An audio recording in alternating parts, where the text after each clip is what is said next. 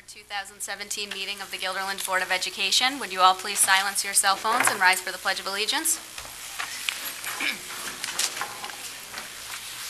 I pledge allegiance to the flag of the United States of America and to the republic for which it stands, one nation, under God, indivisible, with liberty and justice for all.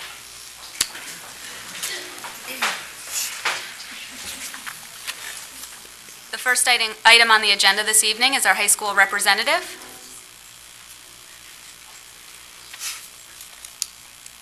Hello everybody, my name is Reva Barty and I am a senior at Guilderland High School. I am the representative this year for the student body at Guilderland. So we've officially started the 2017-2018 school year and everything is off to a wonderful start. We had Spirit Weeks a few weeks ago with many people participating, wearing hats, their class colors, and red with pride. The Spirit Rally itself was simply an testament to the pride and support Guilderland shares. Rena Cunningham and Natalie Russo wonderfully sang many songs for us, and the students raised their phones with the flashlights in the air. Ms. McManus also shared a wonderful, inspiring speech about her sister that inspired us to look out for each other and support one another. Many football players also had the opportunity to talk about the football game and homecoming to try to recruit more faces into the Red Sea. And I'm positive that I speak for most of the student body when I say that we are anticipating another one. Homecoming itself was a success with Red Sea in full-out white, and we all cheered for Guilderland. On Saturday, we also had the homecoming dance with many students participating and enjoying each other's company. Many clubs have also started at full force. For example, we have Key Club starting with their Trick or Treat for UNICEF project that this year they have the goal to try to eliminate maternal and neonatal tetanus. The class of 2018 has started planning for the Trick or Treat Street on October 28th. The class of 2021 is arranging the Powder Puff football game. And also, student government has new advisors implementing a committee and student senate, which would hopefully allow students to have a greater voice in their school and to become leaders in their community. Homeroom has become vital for this goal as it has allowed students to communicate with other grade levels and to understand what's going on in their community and hopefully find new ways to participate by joining different clubs or attending different events going on around the school. Initially, it was kind of a slow start because students didn't really want to walk across the school for a simple 10-minute block, but I think they're really warming up to it because it's a great moment to interact with other grade levels and people you wouldn't normally interact with. And the reporter has allowed many of the students to join more clubs and attend different things that they normally wouldn't have known about. So overall, September was a terrific month with many things happening, and October will hopefully be filled with even more events, clubs, and activities going on around the school as normal Guilderland pride ensues. After all, a great start only indicates a great year waiting to happen. Thank you for your time. Great, thank you very much. Thank you for coming.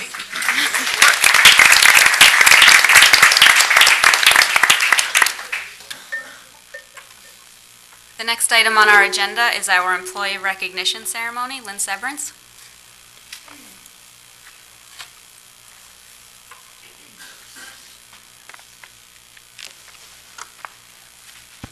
Good evening, everyone. We just enjoyed a wonderful reception, and it was really wonderful to see everyone here this evening. I'm going to begin with some acknowledgments, and first and foremost, I'd like to thank the Employee Recognition Committee.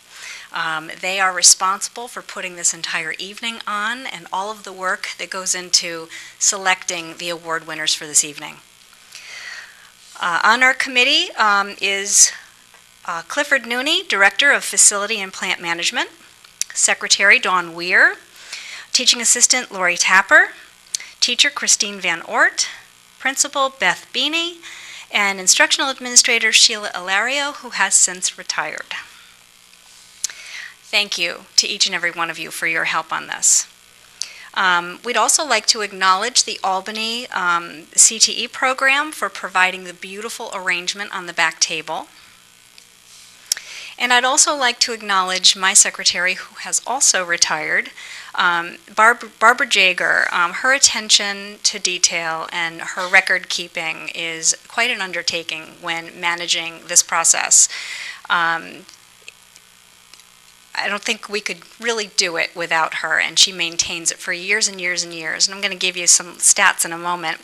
It was in the 1970s when the Board of Education authorized the establishment of a committee to review names of Guilderland employees who have made outstanding contributions to the Guilderland Central School District. These individuals would be nominated by their colleagues and then chosen by a committee of their peers. So for over the years that this has been in existence, more than 476 employees have received this award. And Barb works hard to maintain all of that information. The criteria for nomination includes, it's not limited to, dedicating years of loyal service, assuming leadership roles outside of their assignment, demonstrating a pattern of inspiring others, displaying initiative or innovation, demonstrating special acts that go above and beyond the normal expectations, or for making significant impacts on our students and our employees. And this evening, we are recognizing 7 individuals.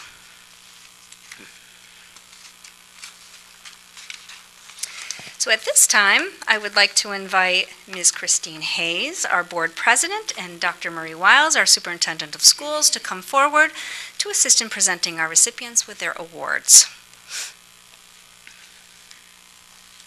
And I'm going to ask Marie if you'd like to say a few words.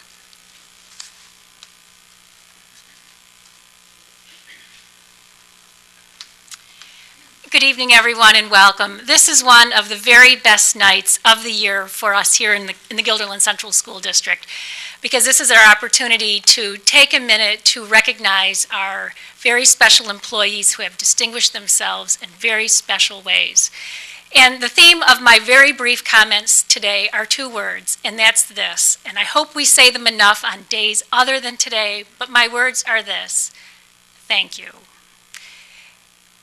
We can't do what we do without amazing employees. And the 7 individuals we're recognizing tonight are distinguished because they haven't just done what we expect everyone to do when they come to work, but they have gone above and beyond in ways that we don't expect, in ways that, and this is important, I think, that their peers have noticed. I think there's nothing more important than having the people who see you every single day at your finest moments, and maybe your less than finest moments, but who know that you and your work really make a difference for students. So I can't thank you enough for the good work that you do. I can't thank you enough for being 7 people who tonight we are recognizing for really taking our school district's mission and vision to heart. Remember that mission that talks about all students and thinking about the future and how they will be ready for that future, and our vision which says we're going to work together to make it. And the 7 of you, in your own special ways, embody exactly what we're all about. So I couldn't be more proud of you. I couldn't be more thankful for what you do every single day. And I'd like to just ask everyone to give you a round of applause before we hear your stories. Lynn, I'm going to hand it back to you.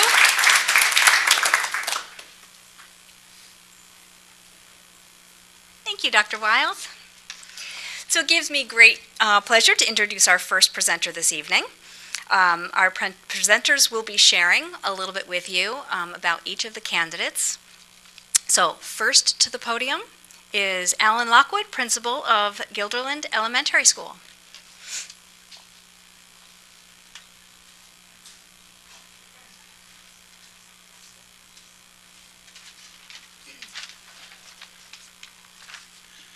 Good evening. It's my great pleasure to speak to you tonight about Mrs. Deborah Sim. Mrs. Sim is quite honestly the perfect employee and a dear friend. The mother of 2 boys who went through the Guilderland system, Mrs. Sim has worked as a cafeteria monitor, teaching assistant, before becoming a keyboard specialist and senior keyboard specialist.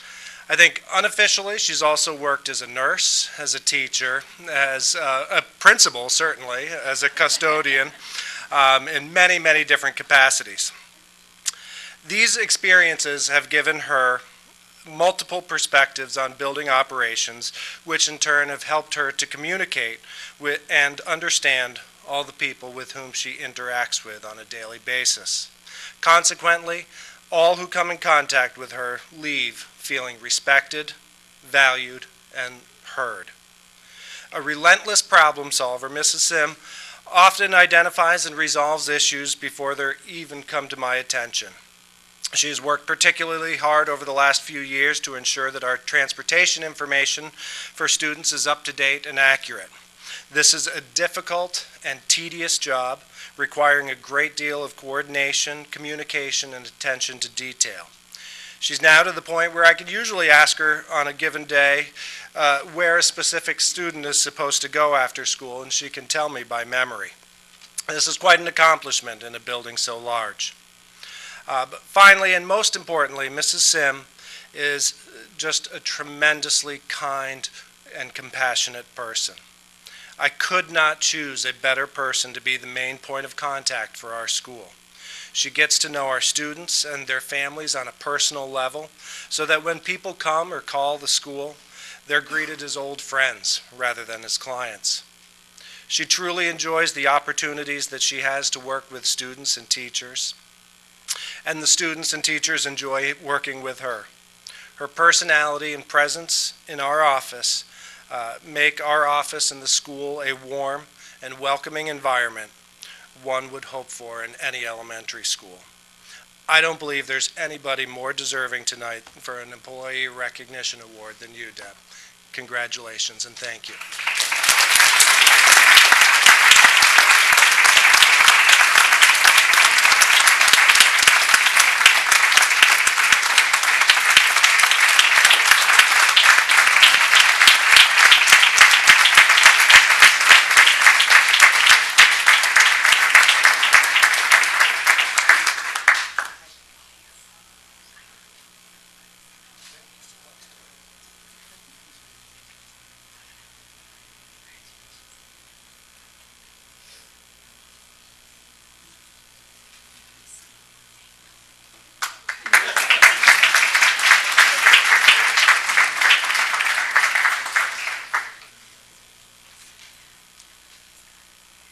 Next to the podium, we welcome Roy Dumar, Instructional Administrator for ELA, Social Studies, Literacy, and Library Media at Farnsworth Middle School.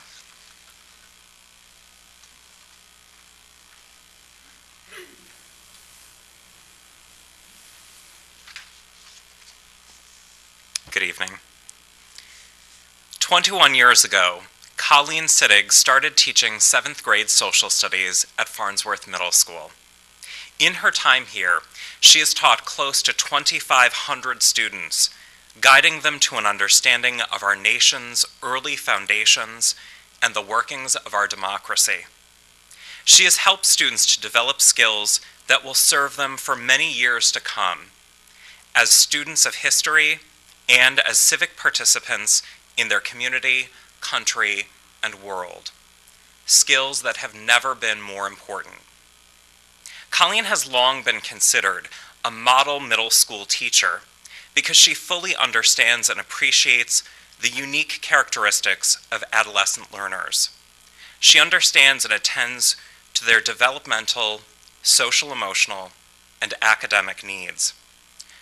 Colleen has not only provided her own middle schoolers with an outstanding middle school education, but she's also shared her expertise with other educators.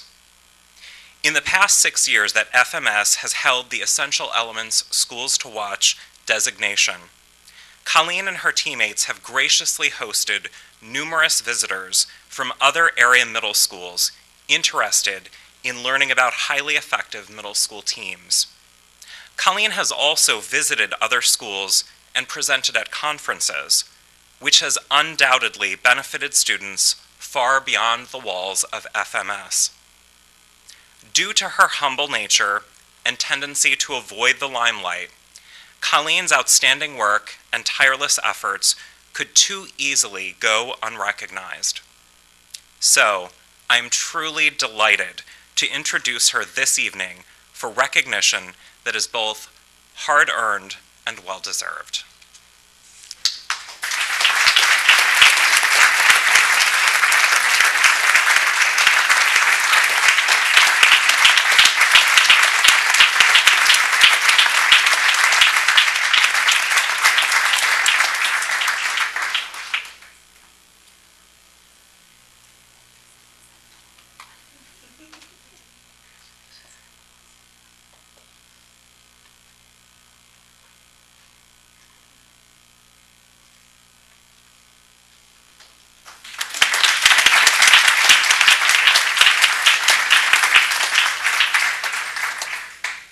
please welcome Mike Piscatelli, our Instructional Administrator for Math, Science, and Technology, Guilderland High School.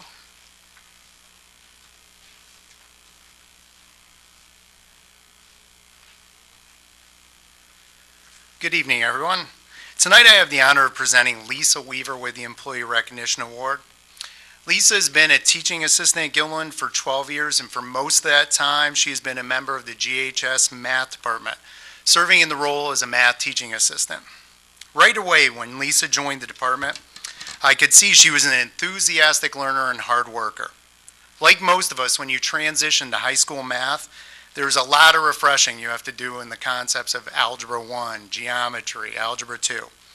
Lisa jumped in with 2 feet and quickly learned the curriculum by doing all the homework assignments side by side with the students until she felt confident about her knowledge. Many times I would see her sitting with the math teachers reviewing assignments before the class to make sure she was confident going into the lesson. Now flash forward 11 years later, and it's a totally different picture. Lisa is another teacher in the classroom, providing invaluable support to the classroom teacher and the students. She not only knows how to instruct the content, but will often add strategies to the lesson that makes things easier for the students to understand.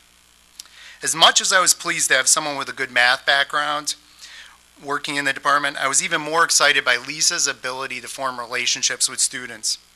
Lisa helped transform this point of view by working through problems side by side with students to show them that they had the ability to do the math.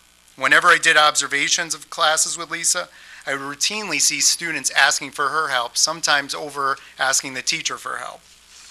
And she helped transform their personal picture of themselves so that they felt confident in their knowledge.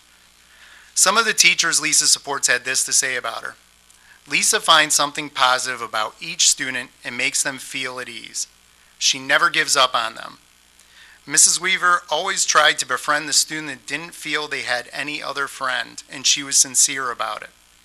There is no way to measure the positive impact that she has had on so many of these students. Beyond the classroom, Lisa has been a consistent building leader. For 3 years, Lisa was a member of the high school building cabinet, which is our shared decision-making body.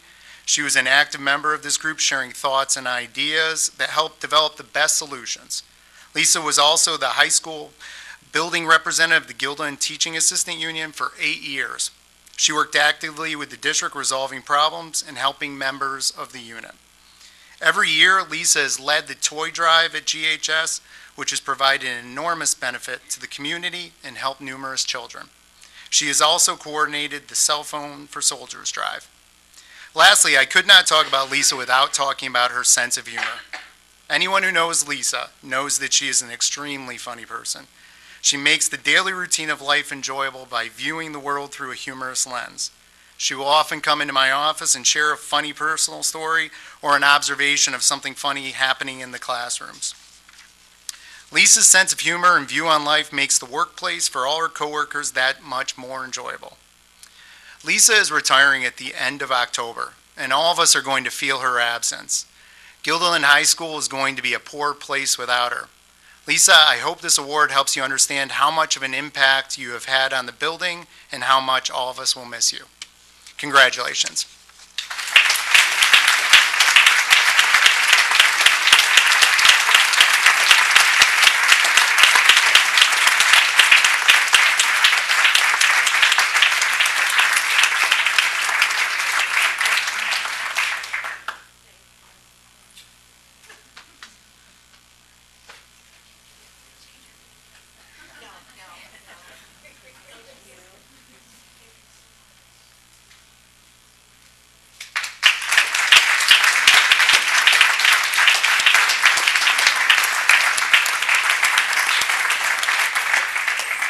Next to the podium, please welcome Peter Brabant, our principal of Altamont Elementary School.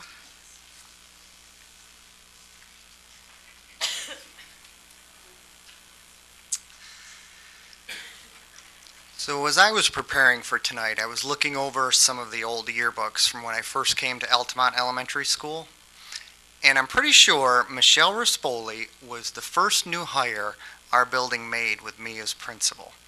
And that was over 12 years ago. And I'm here to tell you, when you work closely with someone for over 12 years, you find out everything about them. And as I watched the blood drain from Michelle's face, wondering what her slightly unpredictable principal is about to disclose, it is simply this. I'm here to say thank you. And thank you for being a friend, a trusted colleague, and a leader in our school who supports our teachers in so many ways. It's remarkable to think about the initiatives and growth we've worked on together as a staff with you as our language arts coordinator. But most importantly, Michelle, I want to thank you on behalf of the children and the parents with whom you work. Perhaps some of you had a child who struggled with reading, or maybe you struggled yourself. And as you become aware of your reading difficulties, you withdraw inward, and you find ways to avoid reading situations, and you even feel badly about yourself and wonder why you're not like the other kids. And then Michelle would come along, and you would go to her book nook, and she would build a trust with you, and she would connect with you, and she would support you. And she gives you those elusive strategies and skills so that you can extract meaning from this convoluted page of black and white in front of you. And suddenly you're able to make sense of the text, and you can interact with the text, and you can find joy in reading. But most importantly, you're able to see yourself as a reader. And this must feel like magic to kids, but this powerful gift is really just good teaching in action that comes from hard work, dedication, and a commitment to being a lifelong learner. And Michelle shares her gifts with our students in this district every day. I've had parents come to me, eyes welling with tears, thanking me for the work that Michelle has done for their children, and it truly does change lives.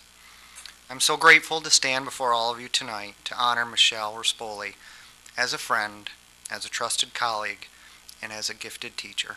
Thank you, Michelle.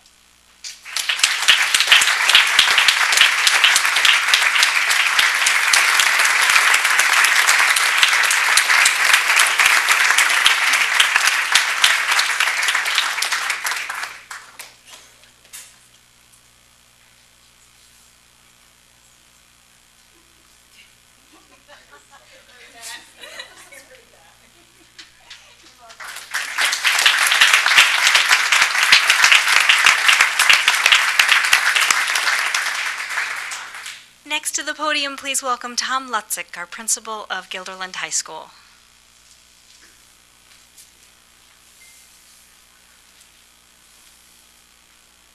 Good evening. It is truly my pleasure and an honor to present this award to Miss Candace Galarno. I won't call her Candy. The responsibility of a counselor is vast, to say the least. They are not a classroom teacher, they're not a TA, they're not an administrator, well, sort of. Their role is really all-encompassing. They schedule, they place students in the best classes, they work with students and families so that they're best positioned to meet their goals and their needs, and then they work on all of that stuff that has to happen to go to college or the next step after high school, again, with students and families. And then there's that counseling piece. And that is a piece that I have seen grow year after year. I have a unique position in, I'm going to just make up a title, superintendent. I'm director of counseling at the high school. But I get to meet with them each week. We meet in committees like ACT, so it is by far the group that I have the most exposure to work with.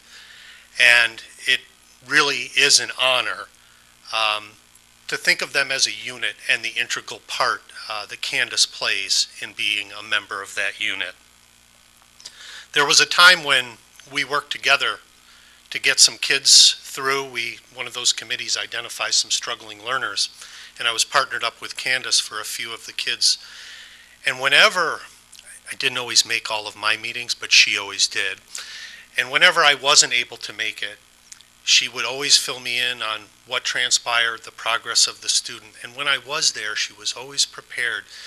And when I approach her about an issue or an incident that is happening, she says, something along the lines of, oh yeah, his mom Janet is well aware of that. She's on a first name basis with a lot of parents. She knows her students thoroughly. I'll frequently walk through the counseling department, and I will see people talking, working with students. And Candace, on any given day, as with many of the counselors, you might see smiles and laughter in the first 30 minutes I walk through. 30 minutes later, there's somebody in tears, and she's trying to counsel that particular student so that he or she feels better, is able to return to class, or calls their parent and works with that child and that parent to resolve the issue that has been happening. So it is really a different kind of position, and one that she handles with great aptitude, grace, and empathy. And that isn't something that I see a lot of.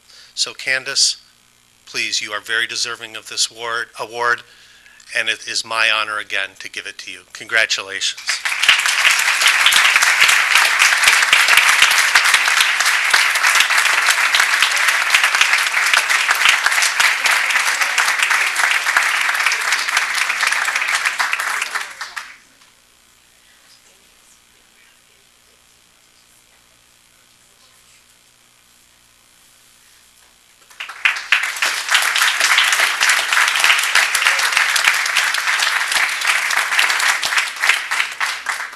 Next to the podium, Michael Laster, principal of Farnsworth Middle School.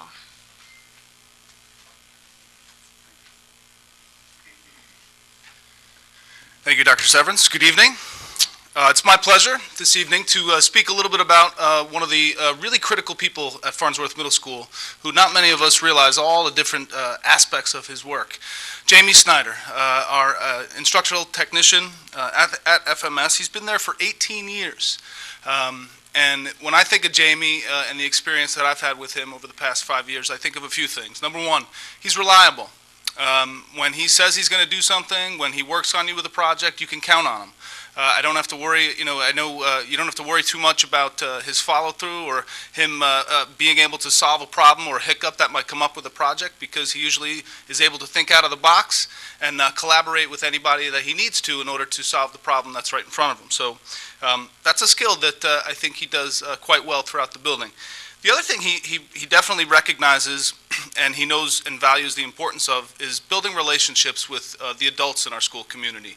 He takes the time to establish those relationships, learning about people's stories, asking them about their families, talking to them about not only the good things that are happening at work, but also some personal things to establish that relationship that he knows is important. And then finally, one of the things that has been really great to watch is the care and respect that he shows for our students. Recently, I had an opportunity to work with Jamie in preparation of the deployment of our Chromebook devices at the middle school. We started an IT student help desk, and along with 2 other teachers, Jamie has been awesome to watch, interact with our students, teaching them the importance not only of the technical skills associated with that type of work, but also the customer service and the communication skills that are necessary for students who are interested in that type of work. And it's a nice opportunity for him to do something that's a little bit different than his day-to-day technical stuff, but he does that really well, and I'm excited for our students to benefit from you, Jamie. So it gives me great pleasure and an honor to call you down and help recognize for all the great things that you do for FMS. Thank you.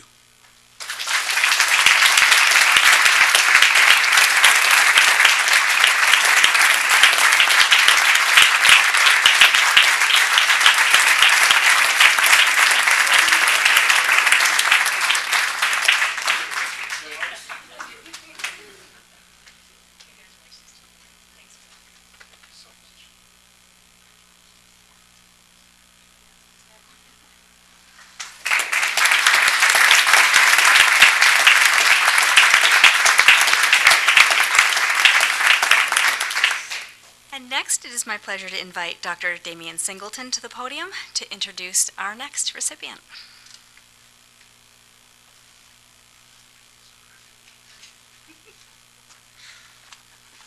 Good evening, everyone. It is my pleasure, and I am absolutely thrilled to be able to recognize Mrs. Susie Lamondola. And this is for her dedicated service to Guilderland and, most importantly, her unwavering commitment to our elementary students and staff. Susie came to Guilderland about 7 years ago when she assumed the role of coordinator for elementary programs and staff development. This followed many years as a successful and respected elementary school teacher. And very quickly I learned that Susie approaches her day-to-day work with two abiding commitments in mind. First, she strives to ensure that every child's needs are met through the implementation of best instructional programs and practices, as well as the provision of high-quality and research-based interventions whenever needed by a student. Second, she puts others first, always seeking opportunities to maximize the professional growth of every staff member by challenging each to stretch as far as they can reach.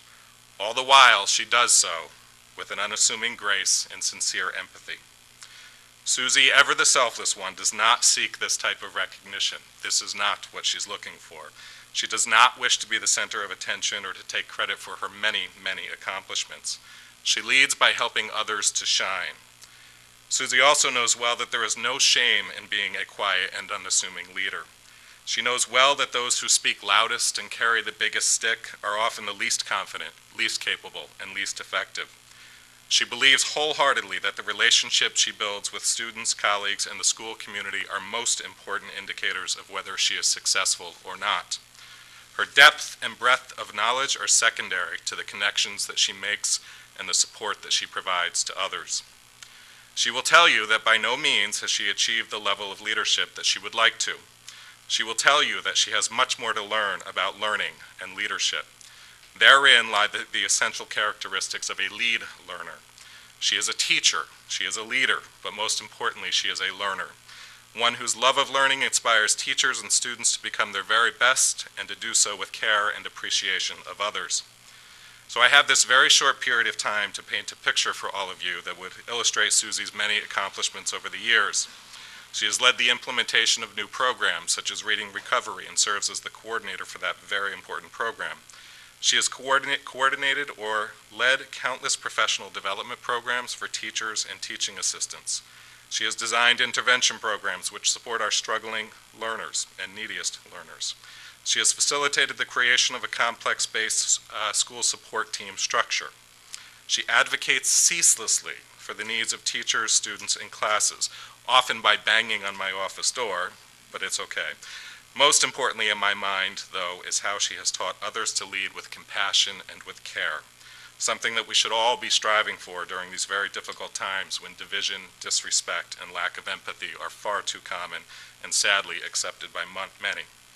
I, for one, look up to those who lead with decorum and grace, those who are quiet and unassuming, those who lead with care and respect for other points of view.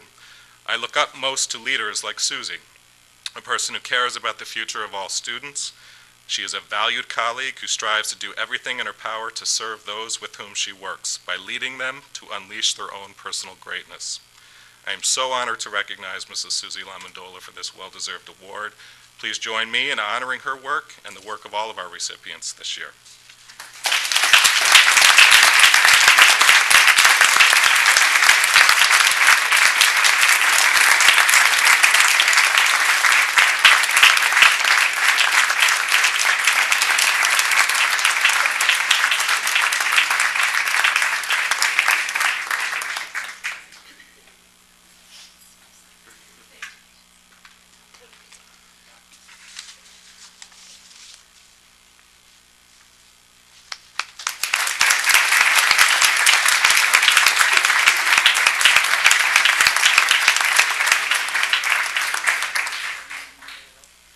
I would like to thank all of our presenters for their thoughtful words about our award winners. Through your words, we have learned more about these amazing individuals and the special contributions that they have made to our school community. Congratulations to each and every one of you this evening. Your dedication to our students and the Guilderland community has brought us together tonight. The Board of Education has given us a wonderful venue within which to honor you. And after so many years, we call it a tradition that makes us feel good, honors our best, and inspires us all. Thank you all for coming.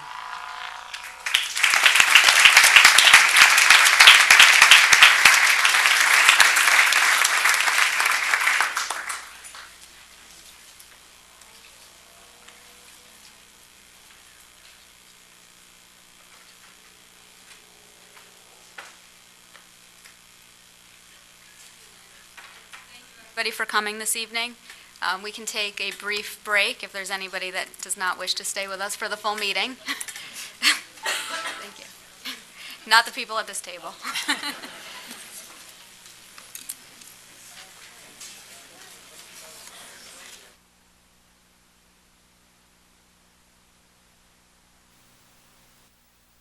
The elementary principals signed up.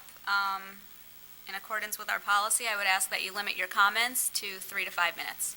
There are 5 of us. Just one signed up, though. It's that reading thing again. Good evening. As you can see, I am joined before you this evening with our administrative staff from the elementary, middle, and high school levels. Our purpose is to provide clarification and acknowledge our support for the elementary math specialists who happen to be seated beside us. At the last Board of Education meeting, we were surprised and concerned by the remarks regarding the math specialist positions within our district. We believe it is important the Board of Education know the value that we place on these positions. The elementary math specialists support the teachers, students, and administration in numerous ways. They analyze data for school and grade level trends as well as for student-specific needs. The math specialists allow our teachers to better adapt to and implement new standards and curriculum through best instructional practices. In our elementary schools, they provide embedded professional development to support teachers through co-teaching, coaching, and planning. Research suggests that high-quality teacher leadership is essential to improving outcomes for all students in terms of their achievement levels. And to provide a research context, in a 2014 study, the Hanover Research Foundation identified 3 crucial practices which should be applied to all mathematics interventions, particularly as an early intervention at the elementary level. These include universal screening, explicit and systematic instructional methods, and data-based decision-making. The American Institute for Research and the What Works Clearinghouse recommend that educators should screen all students in order to identify those in need of supplementary assistance. Additionally, the National Council of Teachers of Mathematics found that explicit and systematic instructional methods are highly effective strategies. Lastly, the use of data to drive decision-making is a common theme that unites recommendations from the American Institute of Educational Sciences and the National Center on Intensive Interventions. This is the essential work of our elementary math specialists on a daily basis throughout the school year. Most importantly, our math specialists ensure that each of our students receive direct, targeted instruction designed to meet their individual needs and learning goals. This includes those students for whom mathematics is a personal challenge, as well as those performing at or above grade level. The vast majority of the day, our math specialists can be found working with students and with their teachers. Because of these professionals, many at-risk students now feel capable, connected, and able to contribute in their classrooms. And in the words of distinguished math professor Stan Gutter from the University of Denver, the essence of mathematics is not to make simple things complicated, but rather to make complicated things simple. The teacher leadership provided by our math specialists ensures we have the ability to do just that for our students. In conclusion, we, as elementary principals, middle and high school math supervisors, would like you to understand we value the work of these professionals and their commitment to ensuring that the Guilderland Central School District has students capable of accessing high-quality mathematics instruction, and that our teachers are able to collaborate with these math specialists as they continue the proud Guilderland tradition of academic excellence. Thank you. Thank you. Thank you very much for your comments. We don't normally open it up for board comments after this, but I will ask if anybody has anything they'd like to say at this time. Okay. The next item on the agenda is the external audit report.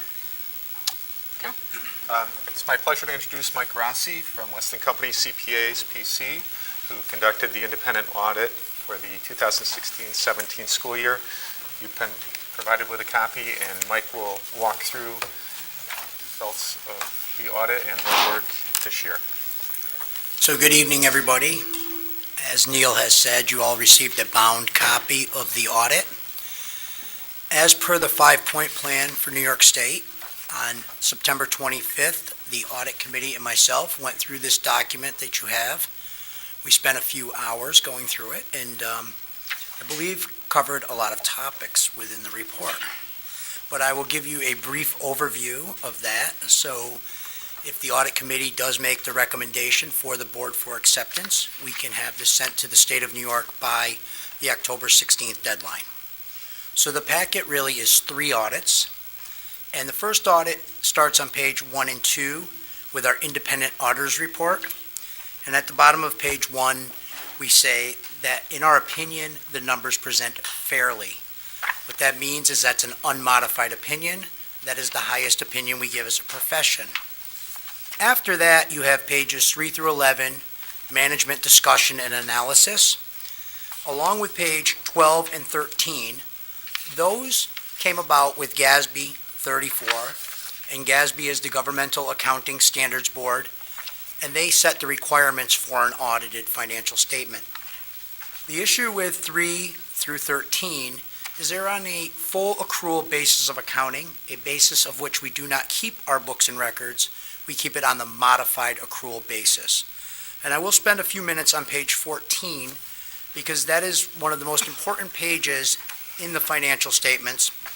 And what page 14 is it's the balance sheet of the district at June 30, 2017 on the modified accrual basis of accounting.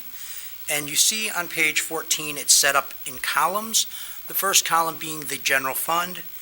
And the general fund accounts for almost all of the activity that happens in a school district. If you look at the total assets, 18 million, the total liabilities, 6 million, that shows the district has good liquidity. It's a 3-to-1 ratio. And then if you look at the difference between the 18 and the 6, we have 12 million of fund balance in various categories. All governments have 5 categories of fund balance that's set by GASB 54. We do not have one of them committed because New York State has said we don't have it. But we have the other 4. And the first one is non-spendable. It's in a form other than cash, and in this case, it's inventory. Then we have restricted fund balances, and the first one is the capital reserve. That is the most restrictive reserve that there is in New York State. It takes voter approval to establish, voter approval to spend, and it is only good for a certain period of time that the voters have approved. Then we have the reserve for employee benefit liability. That can only be used for vacation or sick time at time of separation. So somebody retires, they have sick days on the books. Per the contract, they get paid. That can come out of that reserve. Then we have a tax certiorari reserve, and that is for cases where somebody is suing for property tax reduction. So that is why we have that reserve. We have an unemployment insurance reserve.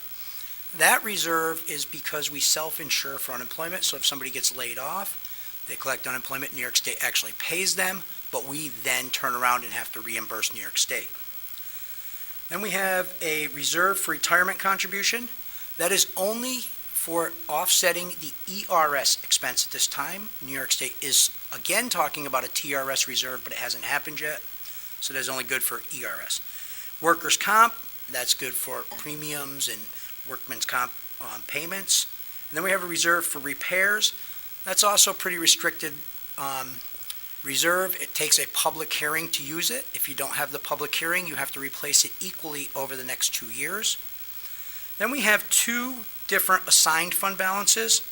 The first assigned fund balance is the amount of purchase orders that were carried over at year end, and a purchase order that's carried over, not fulfilled, automatically increases next year's budget.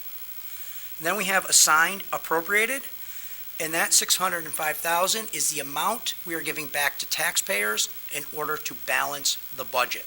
We have revenues that do not meet expenditures in our original budget that was voted on, so we balance it with that. Then we have the word unassigned, and in this case, 3.9 million is just under the 4% allowed by Real Property Law 1318. So that is the general fund, and that is where the district wound up at June 30th. The second column, the special aid fund, has no fund balance. It will never have fund balance. We get grants, IDEA grants, 611, 619, Title I dollars, those type of things. We need to spend the money, and then after we spend it, we can draw it down, and thus there is zero fund balance, revenues equal expenditures. The school lunch fund has the reserve for inventory, and it also has assigned fund balance. The reason it's assigned here is because GASB 54 says if it's in a specific fund and it's positive, it's assigned to that fund. Then we have a debt service fund, and you see there's 1.3 million in there. That is good for payment of principal and interest debt, and if there is no debt on the books, that has to go away. And the last is the capital fund, and you can see that the capital fund has negative $3 million in fund balance, and the reason for that is because when we're buying buses, we're using bond anticipation notes. Those are liabilities to the district. They can be rolled over for 5 years, and if you pay for them out of general fund appropriations, that becomes revenue and reduces the fund balance. Or if you bond the ban, it would become revenue and thus wipe out the deficit. So that is one of the most important pages in the financial statement. All the information about fund balance I just said is in the notes to the financial statement and gives a more descriptive than I did. After that, you have several pages, 19 through 44. Those are notes to the financial statement. Those lend support to the numbers or more description. And then you have required supplementary information.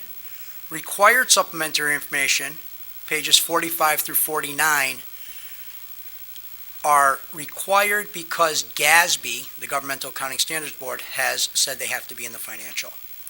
After 45 through 49, you have 50 through 52, which are supplementary information, and that means New York State has required it.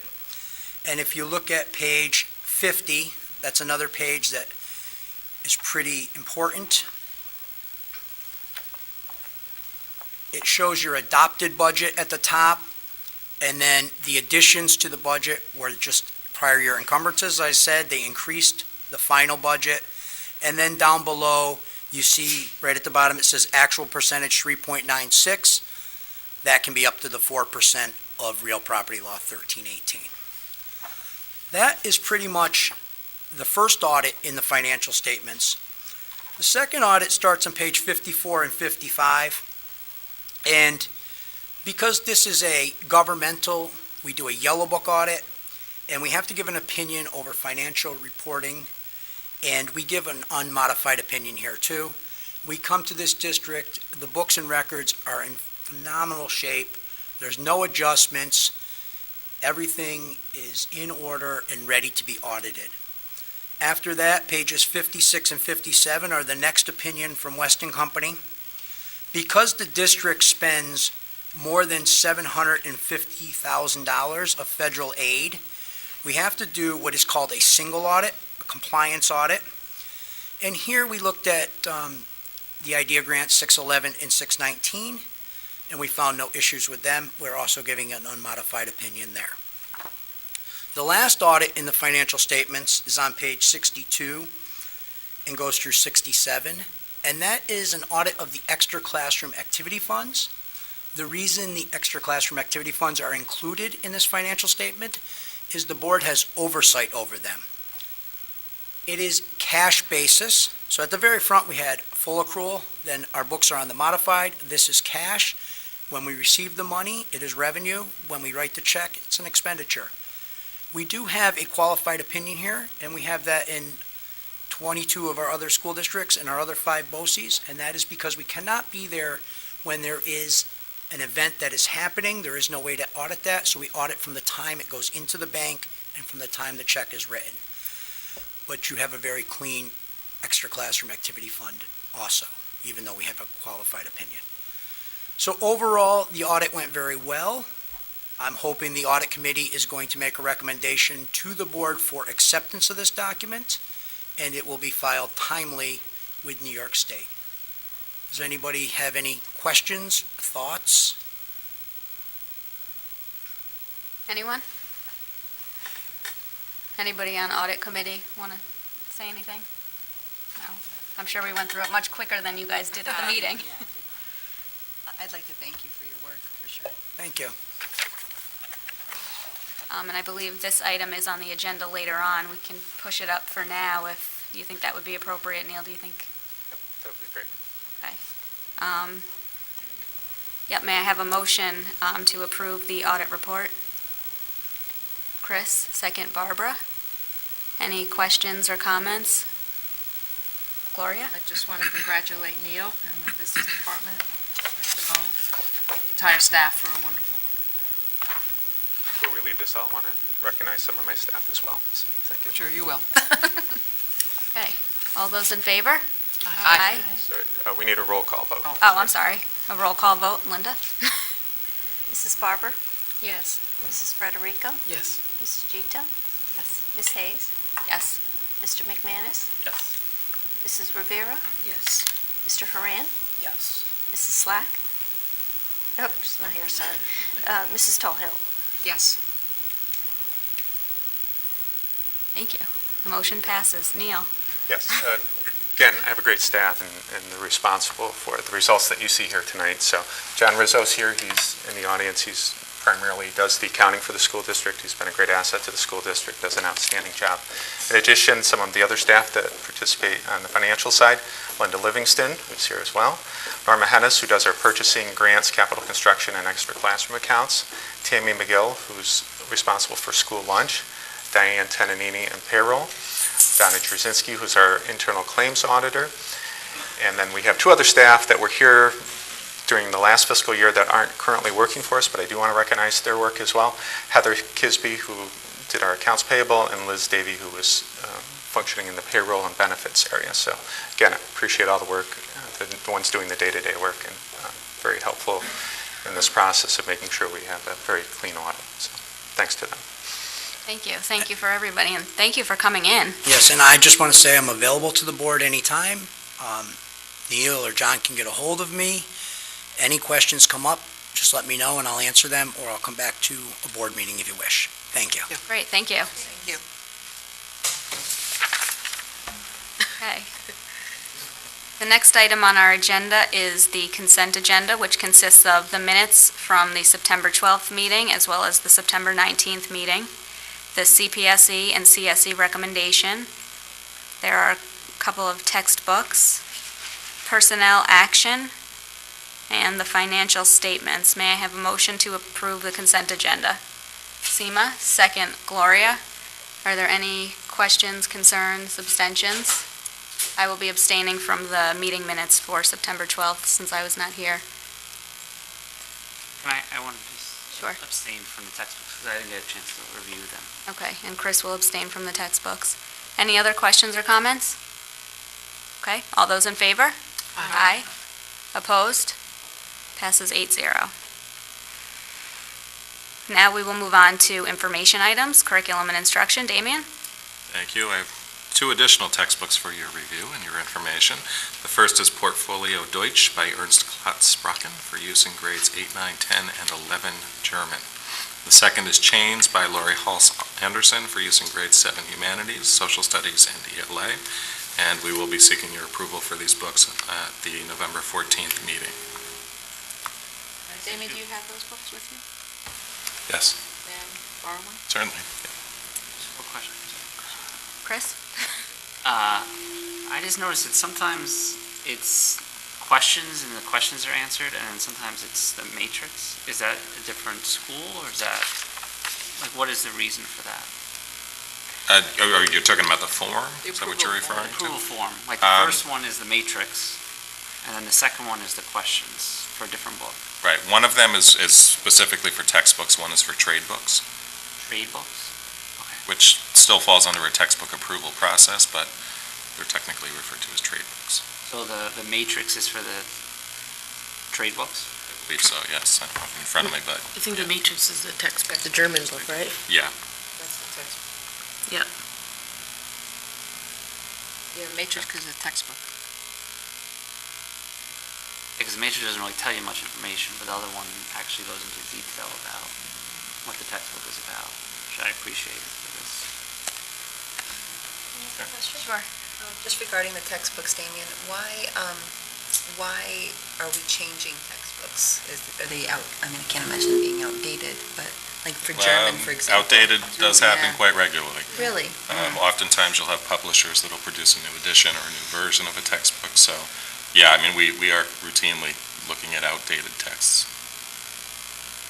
Outdated, like how though? Because it's a language, like the language hasn't changed. The That's what I language mean. hasn't changed, but the application of the text materials may have changed, so, Okay. you know, you're right, I mean, they are textbooks that focus on the language, but many of them come with supplemental resources that support the use of the textbook by the teacher, by the students. Those types of things change quite regularly. Okay. Thank you. Sure. Where am I? Lost my spot. Okay, so secondly, we had an approval by the Board of Regents of the newly revised English Language Arts and Mathematics Learning Standards on September 11th. The standards have been the result of over 2 years of collaborative work to ensure that New York State has the best learning standards for our students. Over 130 educators and parents worked together to make recommendations and revise the former standards, resulting in a new set of revised English Language Arts and Mathematics Learning Standards. I do want to point out the timeline. The reason I want to point that out to you is because I think you will notice that it is a much more gradual implementation of new standards than what we experienced in past years. So the timeline as presented by the State Education Department is September, obviously, was the adoption of the new standards by the Board of Regents. The 2017-18 school year is really for awareness building. We will be still implementing a 2-day New York State test for ELA and for mathematics this year. That will be based on the old standards still. The 2018-19 school year is for capacity building. So again, the 2-day assessments will be implemented based on the old set of standards, continuing the professional development around the new set of standards, again, the next generation learning standards. 2019-20, the same. Full implementation of the new learning standards by 2020, and then the new grade 3 through 8 tests measuring the next generation's learning standards work will occur in the spring of 2021. This is a far cry from what we experienced in the last round of new standards being adopted by the Board of Regents. So we welcome and appreciate the timeline. It's much more flexible. Our curriculum cabinets have already been working on the capacity building and the awareness building portion of that, so stay tuned, but definitely a better timeline than what we've had in past years. And lastly... Oh, I think one question, Gloria? Oh, sure. I was wondering, and you don't have to tell us this now, but is there any way you can give us like a thumbnail sketch of the biggest, the shift, the changes with the new ones? Yeah, I mean, I can It had tell you there something- are not grand shifts. Okay. The shifts are quite minimal, actually. So we had, I'd say the place where the greatest amount of shifts occurred were really at the K-1 level. Really? There were some clarifications of the prior set of standards, which were helpful and I think will serve us well. But by and large, when the state, they conducted their surveys and sought the feedback, there were not the recommendations that you would maybe think based on a lot of the So media will around they Common be able Core. to then transfer over a lot of the things that they had developed? We think so. We think so. I think there will be some tweaks and adjustments here and there. But the teacher shouldn't see a huge, like, I don't think it'll be a huge sweeping change like what we experienced when the Common Core rolled out. But again, we're pretty early in the work that were just adopted, so we're going through the process now, and we'll be heightening awareness and building that capacity over the next couple of years. Thanks. And my last item for tonight, the Guilderland High School senior, Julianne Kim, has been selected as a member of the National Association for Music Education's 2017 All National Honor Ensembles Symphony Orchestra as Violin 1. Julianne is among 609 students from 49 states and territories who will be performing in the 2017 All-National Ensembles program at the Coronado Springs Resort at Walt Disney World in Orlando, and this is from November 26 through 29. The achievement comes as a result of hard work and commitment to her music. During the 2016-17 school year, along with other talented music students from across the United States and overseas in military-based schools, Julianne practiced with dedication to gain a chair or part in her local district and state music honor ensembles. And now she will join the best of high school students from throughout the country for this prestigious performance. Julianne will be a senior this year at Guilderland High School and performs with numerous organizations, including the Empire State Youth Orchestra as concert master, New York State Summer School for the Arts as concert master in 2014-15, the NYSSMA All-State String Orchestra as an assistant concert master, and is currently the concert master of the Guilderland Symphony Orchestra. This past year, Julianne was the winner of the Guilderland Concerto Competition and frequently gives of her time and talent performing for residents at the Atrium. So congratulations to Julianne. Yeah, congratulations. Thank you.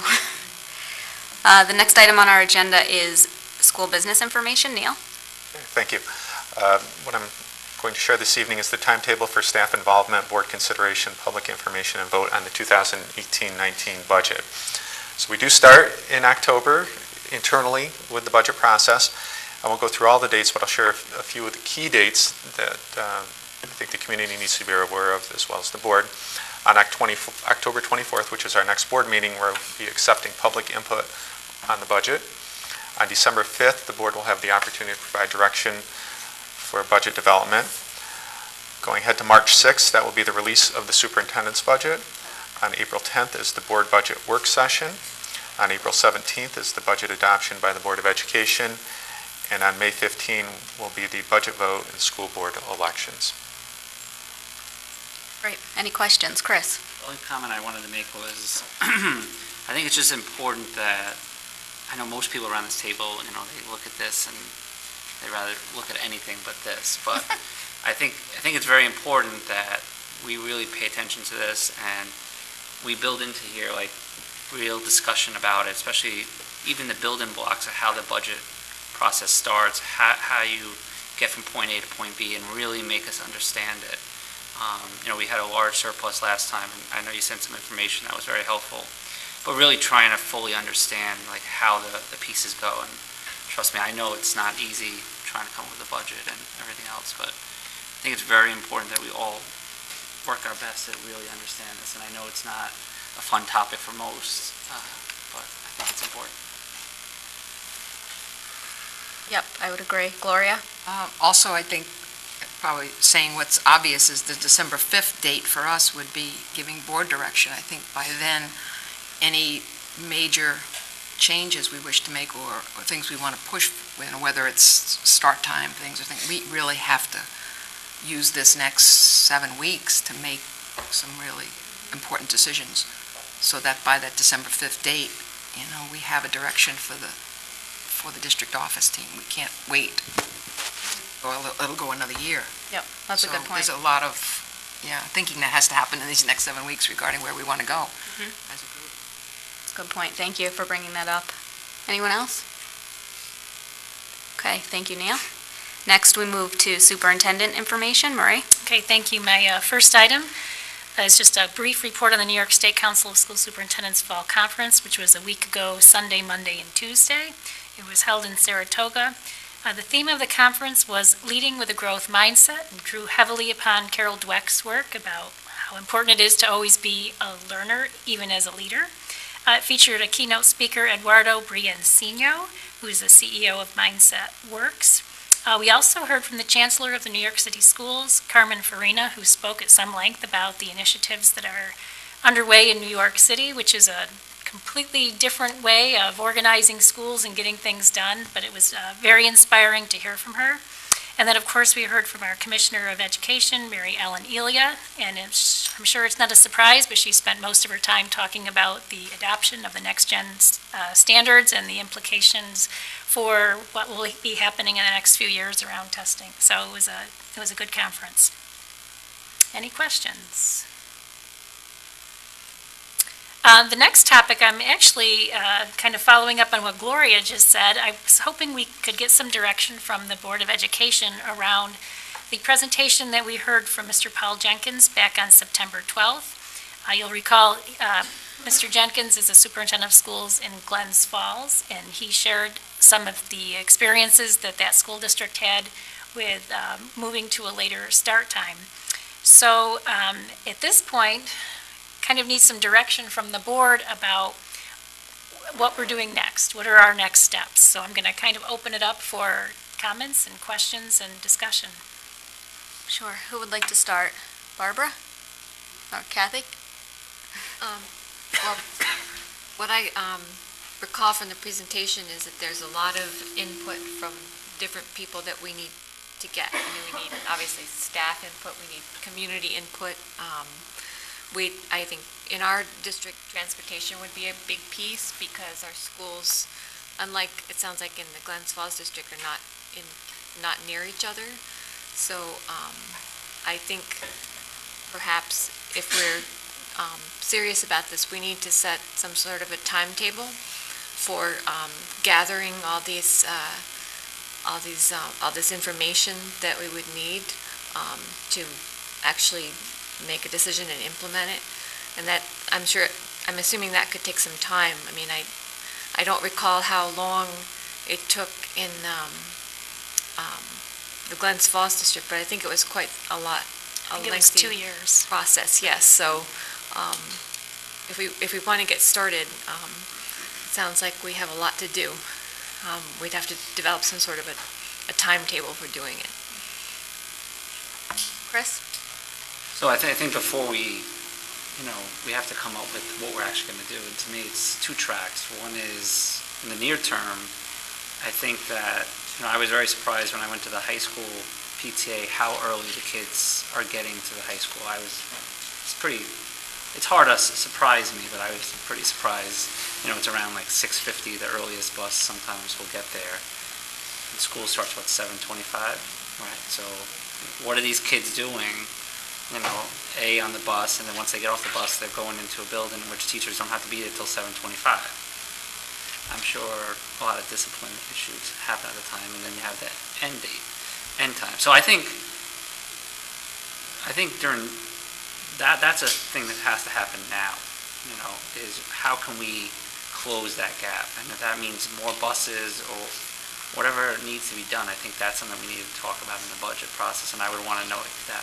Because that's just a safety concern. You should not have kids unattended for 35 minutes. Well, they're not unattended, it's just teachers. They're on the bus, but once they get off the bus and they go in the building, the teacher's not there at 7:25. Right, but the administrators are here. I don't want people to think that we just have students roaming the schools. But the number of students versus administrators, yes. Right, I'm sure, yes. So, and then the end of the day, I hear that they're seeing similar problems according to the PTA. So I think that's the one track. And then the second track is, well, number one, if you do something and fix that, right away, you're going to be adding time back to the students. But then the second track, I think, is, okay, what is our goal? If you listen to the speaker, it's, you want after 8 a.m. So before we go to people, I think we have to figure out what our goal is. So if you say you want it 8 o'clock or later, okay, what has to be done in order for that to be achieved? With the buses, with after-school activities, all those things, they're like toggles that you have to just keep on pulling and say, okay, these are all the things that we would have to address, and these are the ways we would have to do it. Because then you can go to the public and talk about it, but until you have that information, I think you're going to be talking in the abstract, and I'm not sure how you can really get much information back to someone. If you go to someone and say, later start time, what do you think about it? What does that mean? Sure, yeah. You're absolutely right. Maria, is that something we can do? Well, even getting to the point that Chris just described will take quite a bit of work, kind of on the backside, before we can even share. I mean, since we met last, and I think Damien's been looking around too at other schools who have studied this, and you have to go to your community with options, and you have to figure out the implications of the options. You can't just go with a blank slate, or we're going to spend the next 10 years talking about it. So there would need to be quite a bit of work ahead of time, and then probably some survey work and some focus group work and a variety of outreach questions. But just like the budget, we don't go out with a blank slate. We go out with, here's a potential plan, what do you think? And then we pick from among those options. Make sure we all understand and approve those options, so we don't have an issue like, last time, Yep. we don't just say, these are all the options. I think we would look at the options, say, these are viable options, these are Sure. the ones we don't want to look at. Sure. So you don't want to go out there and Promise something we can't deliver. or team pool or doing something we don't have. Sure. Sure. Barbara? I think the thing that I would really like to have done between now, perhaps in that 7 week that you talk about, is immediately correcting the high school situation. How many more buses will we need to put on, to change the routes, to get these kids there at a reasonable time? Ideally, obviously, everybody knows I like that 8:30 start time.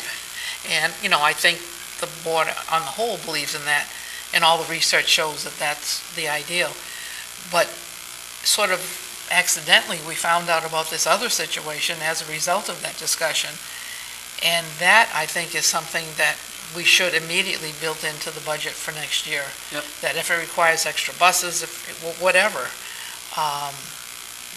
that is just crazy. These kids are getting up like at 5:30 to get to a bus stop, 6:30 or so, or earlier.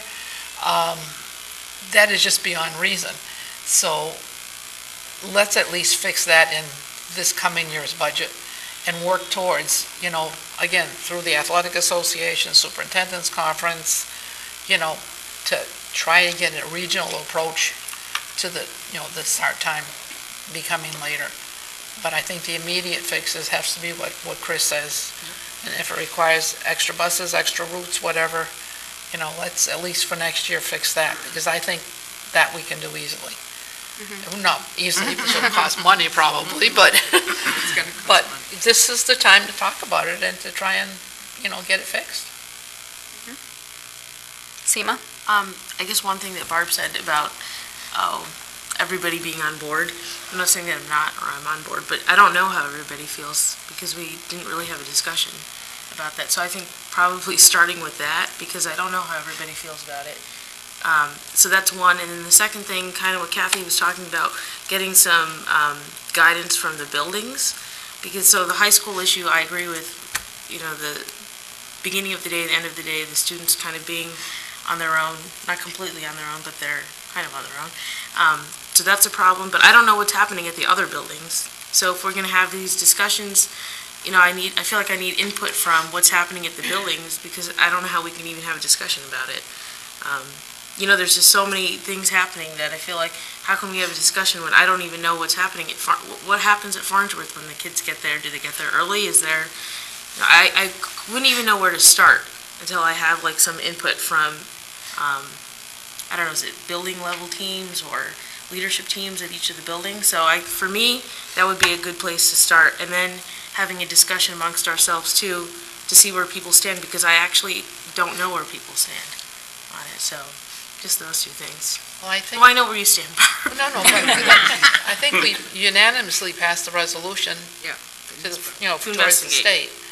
And I noticed that on the resolution page, or whatever you call, one of us voted against our own resolution for some reason. And I'd like to sort of find out why that was. Is it because people got more information or whatever? So that to me would be important information, unless it was accidentally reported incorrectly. But has somebody changed their mind that... Was it a no or an undecided? It was a no. A no? Yeah, I couldn't... So I was sort of baffled by that. And... Well, is there anybody here that has concerns about moving forward, at least looking towards, as a goal, getting an earlier or a later start time for the high school? I don't have a problem investigating, but like Kathy said, Glens Falls, they don't have busing, right? And it was middle and high school. They do, they just don't need it because everyone lives in walking distance. Right. So that's not a big issue for them. Middle and high school is one building, so it was good. And obviously, they did a sleep study, they put a lot of effort in, but our school district is much different. Transportation is already like, we already have issues with transportation that we have to figure out in terms of like the high school thing with the students coming early and being there after school. So, I don't know, there's a lot of things I feel like, I wouldn't even know where to start talking about it until we get input from people. But, I mean, in terms of like philosophy, I would be for, looking into the possibilities of how this would even look. And I remember we got was it like a PDF packet of the team of people who put together transportation in the past? Yeah, Was it like years ago? Yeah, we did that. That's what It we was were the trying. last transportation The last study. transportation study. I So was that on was- that one, in What fact. year was that? 2010. 10, that was my last year. Okay. So is that something that still exists, that the people that are part of that, or is? Is there The a outcome of that study is what we currently do. That's what we did. Okay. And we discussed that whole thing with the high school, just to be able to fit all the runs because of the geographic immensity of the district. That's how it ended up. I mean, nobody likes it, but you're right. To fix it means we need more bus. We knew that, but we couldn't recommend that. We didn't have the money. So, but if that's the thing we want to do first, I would, I imagine most people would agree. We could maybe find out, ask people to commit to that. But I think the idea of the concept of the later start time for the high school, I've had a sense, because we all voted that night, that people are committed to that. What the obstacles will be, we don't know yet. But if we're committed to looking at it, then we can design a plan for how to go about doing that. Teresa? I just had a question regarding the busing situation. Don't we currently use a computer program as to who gets picked up when? Yes. So, I don't want to say it's a simple solution, but wouldn't it be simple just to, since it's a computer program, to reroute certain things to see how it would be feasible or completely not feasible? Well, I That's think- our main problem, is busing. Yes, I'll let Neil jump in here, but when we did the study, it was with that computer system in mind that helped us find the best way to do it, given, the number of minutes of instruction that we wanted and given the number of... You can change the variables to say, if we added a bus Yes. here, if we added That was the a thing. bus there, this is how it could work. So you would know X amount of buses would be necessary for it to be conducive. Yes, I think that's the simple Yeah, answer. that's correct. The only thing I would say is, I don't know if you're thinking we have the ability to do that internally, and we just don't have the manpower or resources. So what we did is we used a consultant from the routing software company to assist us with that process, and we ran 8 or 9 options. So you need really somebody that can spend the time and analyze the routes and make those adjustments to figure out exactly what changes will happen and if we need additional buses or not. And in the end, after all that, they came back and told us, you're doing the most efficient way. After all the time we spent, we And ended up money. not finding And one money. other.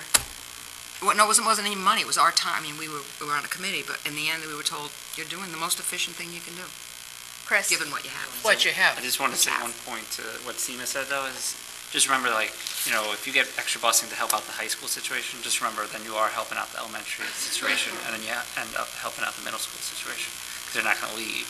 And there are issues, I think, with the elementary level, too. So I think it becomes this whole wave where you can... I mean, even things like the BOSI's program, like those times wouldn't change, right? Because that's part of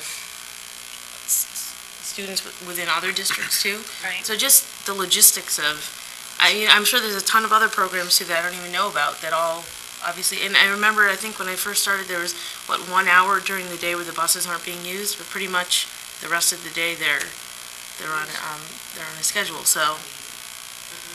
So I just Kathy? want to proceed slowly.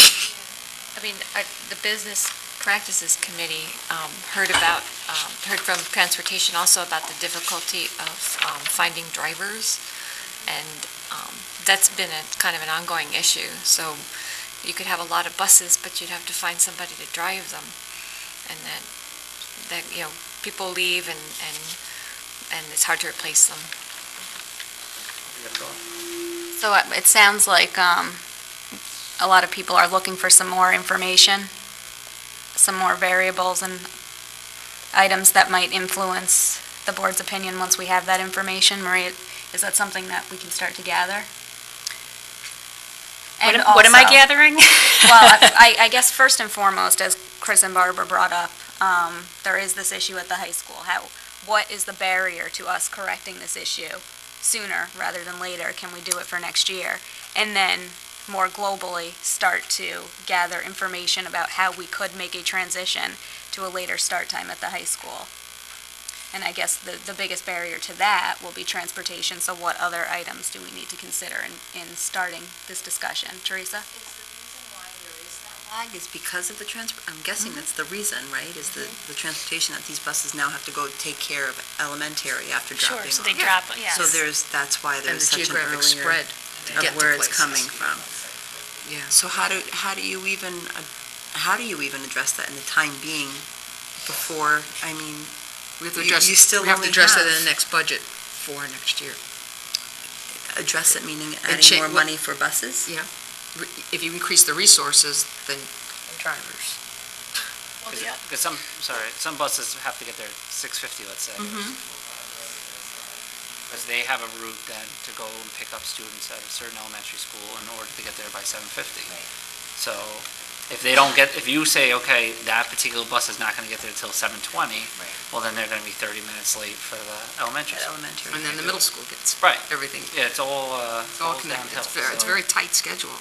So it's a district-wide, looking at the entire district, not knowing that there is an issue at the high school. How does everything else that operates throughout the district impact that? Barbara? The other thing that I was thinking about, and I don't know, administration would know, but if we need to change the starting times at the middle school or the elementary school by 10 minutes or 20 minutes, I think that's within our power to do. So if that could be corrected, say for next year, maybe we wouldn't need to buy a whole bunch of new buses. So if we just adjusted the starting time to give the transportation department a few more minutes to get from, building A to building B. I mean, we got to think out of the box, sort of. That was originally how it started, the conversation, because the middle school was so late. It was getting later and later in order to make the time. And that's a problem when you're dealing with middle level. You're getting out at 4:15 for late buses and things like that. So that was one of the issues, to try to move the middle school a little earlier, because we were starting at 9. Which we now know is sort of ideal for that age level. But not for that age group. Yeah. High school maybe. Well, but that was how it all began, and then we only moved it. I don't remember how many, 10 minutes or something. We were able to make it earlier, but so because of the spread we have in terms of area that the buses have to cover. So I think you got to be really careful when you want to move one, and then the others get pushed out, and you don't want kids going. From 35 minutes. So. Exactly. It's a lot of 10 time. minutes not going to do it. You need 35, basically. We can't figure it out, but I think we'd have to know if we gave our recommendations in terms of we want the high school to start, we want the kids there at a certain time. If we gave the kind of parameters, then maybe Danielle could work with the company to say, okay, this is what we're looking at for guidelines. If you put this into place, what would we need? It could help us identify if we would need more buses and how to best do that. Do we need another committee? Eventually, probably. Well, I think it sounds like the first step is to solve the high school challenge that, I shared with you the letter that the high school building cabinet wrote. So we can do that as the first step, and then continue to explore and maybe talk with other colleagues who have moved the overall later start time. Because the start time sounds a little bit like the chicken or the egg. We need options in order to get the community to weigh in, but who comes up with the options? Anyway. But we can start with problem A and continue from there. Okay. Anybody else? Okay. Marie? My last item is just a brief update on the creation of our third section of kindergarten at Altamont Elementary School. We posted for the position right after our special meeting on the 22nd. We posted on the 20th, I should say. It closed last Friday. We had 32 applications. The interview process will actually begin on this Thursday. I think in my update, I told you the 10th. I was off by a few days, so we will be interviewing round 1 on this Thursday and round 2 on the following Thursday. And I think there are 7 individuals in this first round, and then we'll narrow from there. And then we'll start with a successful candidate as soon as we possibly can thereafter. So that's all I have. Thank you. Okay, now we move to Board President information, in which we will have a brief discussion on the NYSBA proposed bylaw amendments and resolutions. I know in years past, it's worked pretty well to just discuss the ones where there's kind of a very big divide, or if anybody has a special interest in resolutions, but we don't need to go through all of them. And Barbara, since you're going to be our voting delegate, do you kind of want to take the lead on this, or? Sure. If you go look at proposed bylaw amendment A, and this is an amendment where NYSBA has proposed, as they did last year, to add a director from the New York State Caucus of School Board members to their board of directors. This was voted down by the school board people last year, and my recollection of the arguments against this was that they felt, in a sense, it was discriminatory, because they said, well, then should we have a member of the Hispanic caucus, a member of the Disabilities Group caucus? And that was basically the reason, I think, why it went down. People thought it was unfair to single out one group and give them an extra seat at the table versus, as it is now, being a school board member from each group, that type of thing. So I know we have a 5 majority vote on this one, but knowing that, I don't know if anybody would want to change their vote or not. Is anybody interested in changing? I mean, this one looks like 5. You'd need maybe a couple people to switch, but it sort of seems like the majority has. Yeah, because when people filled it out, they wouldn't have known the arguments and the reasoning. Right, that's why I'm saying, that's why we can address it now if anybody, We don't have a chart of who, do we know who? Oh, it was 5-2-1. We don't know We who, don't know. it's People don't have theirs in front of them. anonymous. So you remember, how we usually, or I remember having the chart so we'd know how each of us. Oh, how each of you individually voted? Yeah. Oh. You don't have anything like that there. That I don't, I just have the cumulative. Many people not remember, there were a lot of resolutions there. I mean, I was Well, trying this to is keep the one track. that, as I said, that would expand the Board of Directors to allow a member of the Black Caucus to be on the executive committee of NYSBA.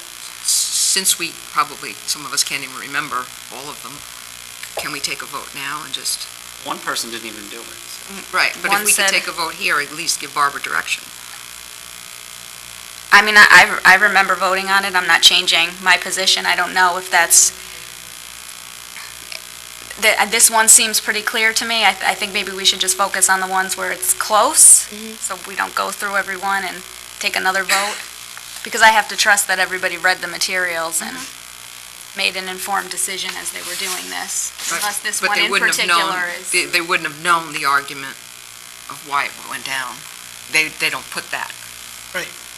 Or that it was up last year and Right. was voted down by. Okay, so with regard to this one, is there anybody who voted yes that would want to change to a no in light of the new information that's been received? Okay. The other one that I'm picking out here is number 18. And that has to do with setting the growth factor at a minimum of 2%, and this has to do with the tax cap. Okay. And as I think all of us know, there have been many years in the past few years where, because of the CPI, you're actually not even allowed a 2% growth factor. And so this resolution is asking NYSBA to lobby on behalf of, keeping it at 2%. And it's 4-2, so I guess we can go with the positive on that one, or, okay. And then the next one, 19, that opposes the tax cap and calls for its repeal. And we have a 3-4-1 on that one. Similar resolutions have been before the school board, convention in years past. And it was pretty overwhelming that they feel that the tax cap should be repealed and either made a permanent 2% or, repealed completely. So I was a little bit surprised at a 3-4-1 on that one. If anyone can give me the argument why they would oppose it, I would be glad to present it. Can I just say one thing? Sure, Chris. Remember, you're saying to them what you should lobby for? Yes. This type of thing is, there's better efforts to be made on things that you might actually be able to get done. And I notice a lot of these things, yes, you can do it if you really feel strongly, but you're hitting a brick wall on certain of these things. Like when you're doing things about like going against certain things and making it easier to get rid of teachers and all this stuff, I might personally agree with, I'm just letting you know, like you're just wasting your time. So to me, I would think that, in my opinion, NYSBA should focus on the things that they could actually change in the legislature, and that's what I would do personally. And I think that, in a sense, would present a defeatist attitude that just because it's always been this way, we have to accept it. I think the whole purpose of these types of resolutions is that, we're unhappy with X, Y, or Z, and we would like to see it change. If nobody ever says we would like to see it change, then it's never going to change. Whereas if you at least throw it out there so that the public is aware that there is a controversy here, I guess I'm a born optimist, Chris, or the realist that you work there, so you know how it works. But, I think that's why. You can shadow me if you want for a couple weeks. And, well, even we'll crush your spirits. the 30-28 hearings, we realize that, but if you know it's wrong, then you have to speak up about it, and you might not win it, but you at least got to talk about it. It's in my way of thinking, anyway. Okay. Let's see. The other one that we had a question on, it seems, is the level 1 sex offenders remaining on the registry, and NYSBA did not agree with that. What number is this? That's number 26. 26, yeah. And we tended to be in favor of it. What happens now is a level 1 sex offender comes off the registry after 20 years. The argument that I heard from this school board was that many times what would be considered level 2 for one individual is knocked down to a level 1. And level 2s and level 3s remain on the register for the rest of their lives. And so I'm suspecting that maybe there was an incident in their school district or something. I had put a call in to their school district, but haven't gotten a call back because I was sort of puzzled, because they have 3 resolutions along this line. So that's 26. 27 has Can I to just do. say one comment about that real quick? Sure. And I think next time we need to say how we're all going to vote on it. I think it was Colleen's rule, which is if the committee says it's already in law, right? I remember we had this big debate my first year. So if the committee says we're not against it, but we already have it in law, or we already have it in one of our resolutions, then I think it's very confusing if you should vote for it or not. And I think it was Colleen that we all made a decision, and then we said, okay, we're going to do it that way. You know what I'm saying? Like, you're not opposed to it, but if the executive committee says it's already law, then what are you arguing the legislature for to do it if it's already a law? But the level 1, the law currently reads that you come off the registry after 20 years. They're saying even level 1s should stay on the But if registry. you read the explanation, it says the resolutions committee believes that the intent of this resolution is reflective of current law. Right, but did you read the current law? And it definitely says level 1s come off at 20 years. Now, the next two, the 27 deals with residency restrictions, and they wanted to put in residency restrictions that you couldn't, if you were level 1, 2, or 3, live within 500 feet of a school. And there's a court opinion that says you can't do that. And then the other one, third-party contracts, again, there's a court decision, as Chris is pointing out, that says, you can't do that either. So even though we're sort of voting for it. The only one that I saw that you really could move would be the first one, that they would stay on the registry, beyond that 20-year limit. But it looks like we're supporting all of them, but I just wanted to point that out. And then on 29, I feel fairly strongly about, and we're 4-3 on that one, and that was, and I know you've experienced this, oftentimes what they do in this convention, at the meeting, you have to have a quorum. And so the way the current rules read, those proposals that have been approved by the Board of Directors, they come at the very beginning of the meeting. And then those proposals that haven't been approved come way towards the end of the meeting. And sometimes these meetings stretch on, and people have airplanes to catch and trains to catch and, things like that. And then at the end of all that, then come resolutions from the floor, many of which are very timely and actually, very pertinent, that may have just arisen. I recall a couple years ago, the federal government had dumped something like, 75 or 80 unaccompanied minors into this district down in the Long Island area. These are kids 15, 16 years old, didn't speak a word of English. The budget had already been passed by their community, back in May. These kids are now dumped into this school district. And so this board came to the convention and said, help, we want to put a resolution on the floor that if you're going to dump these kids into our school district, you've got to bring money with them. Because that means, more ESL teachers. It means, all kinds of things. I mean, these are youngsters who, many of which didn't have any education at all in their home country. So that was just one example of something that, comes up after all these resolutions have to be submitted, and they come at the very end of the meeting. So what this particular resolution, which NISMA rejected, says is that the resolutions should appear on the voting agenda in the order in which they were received.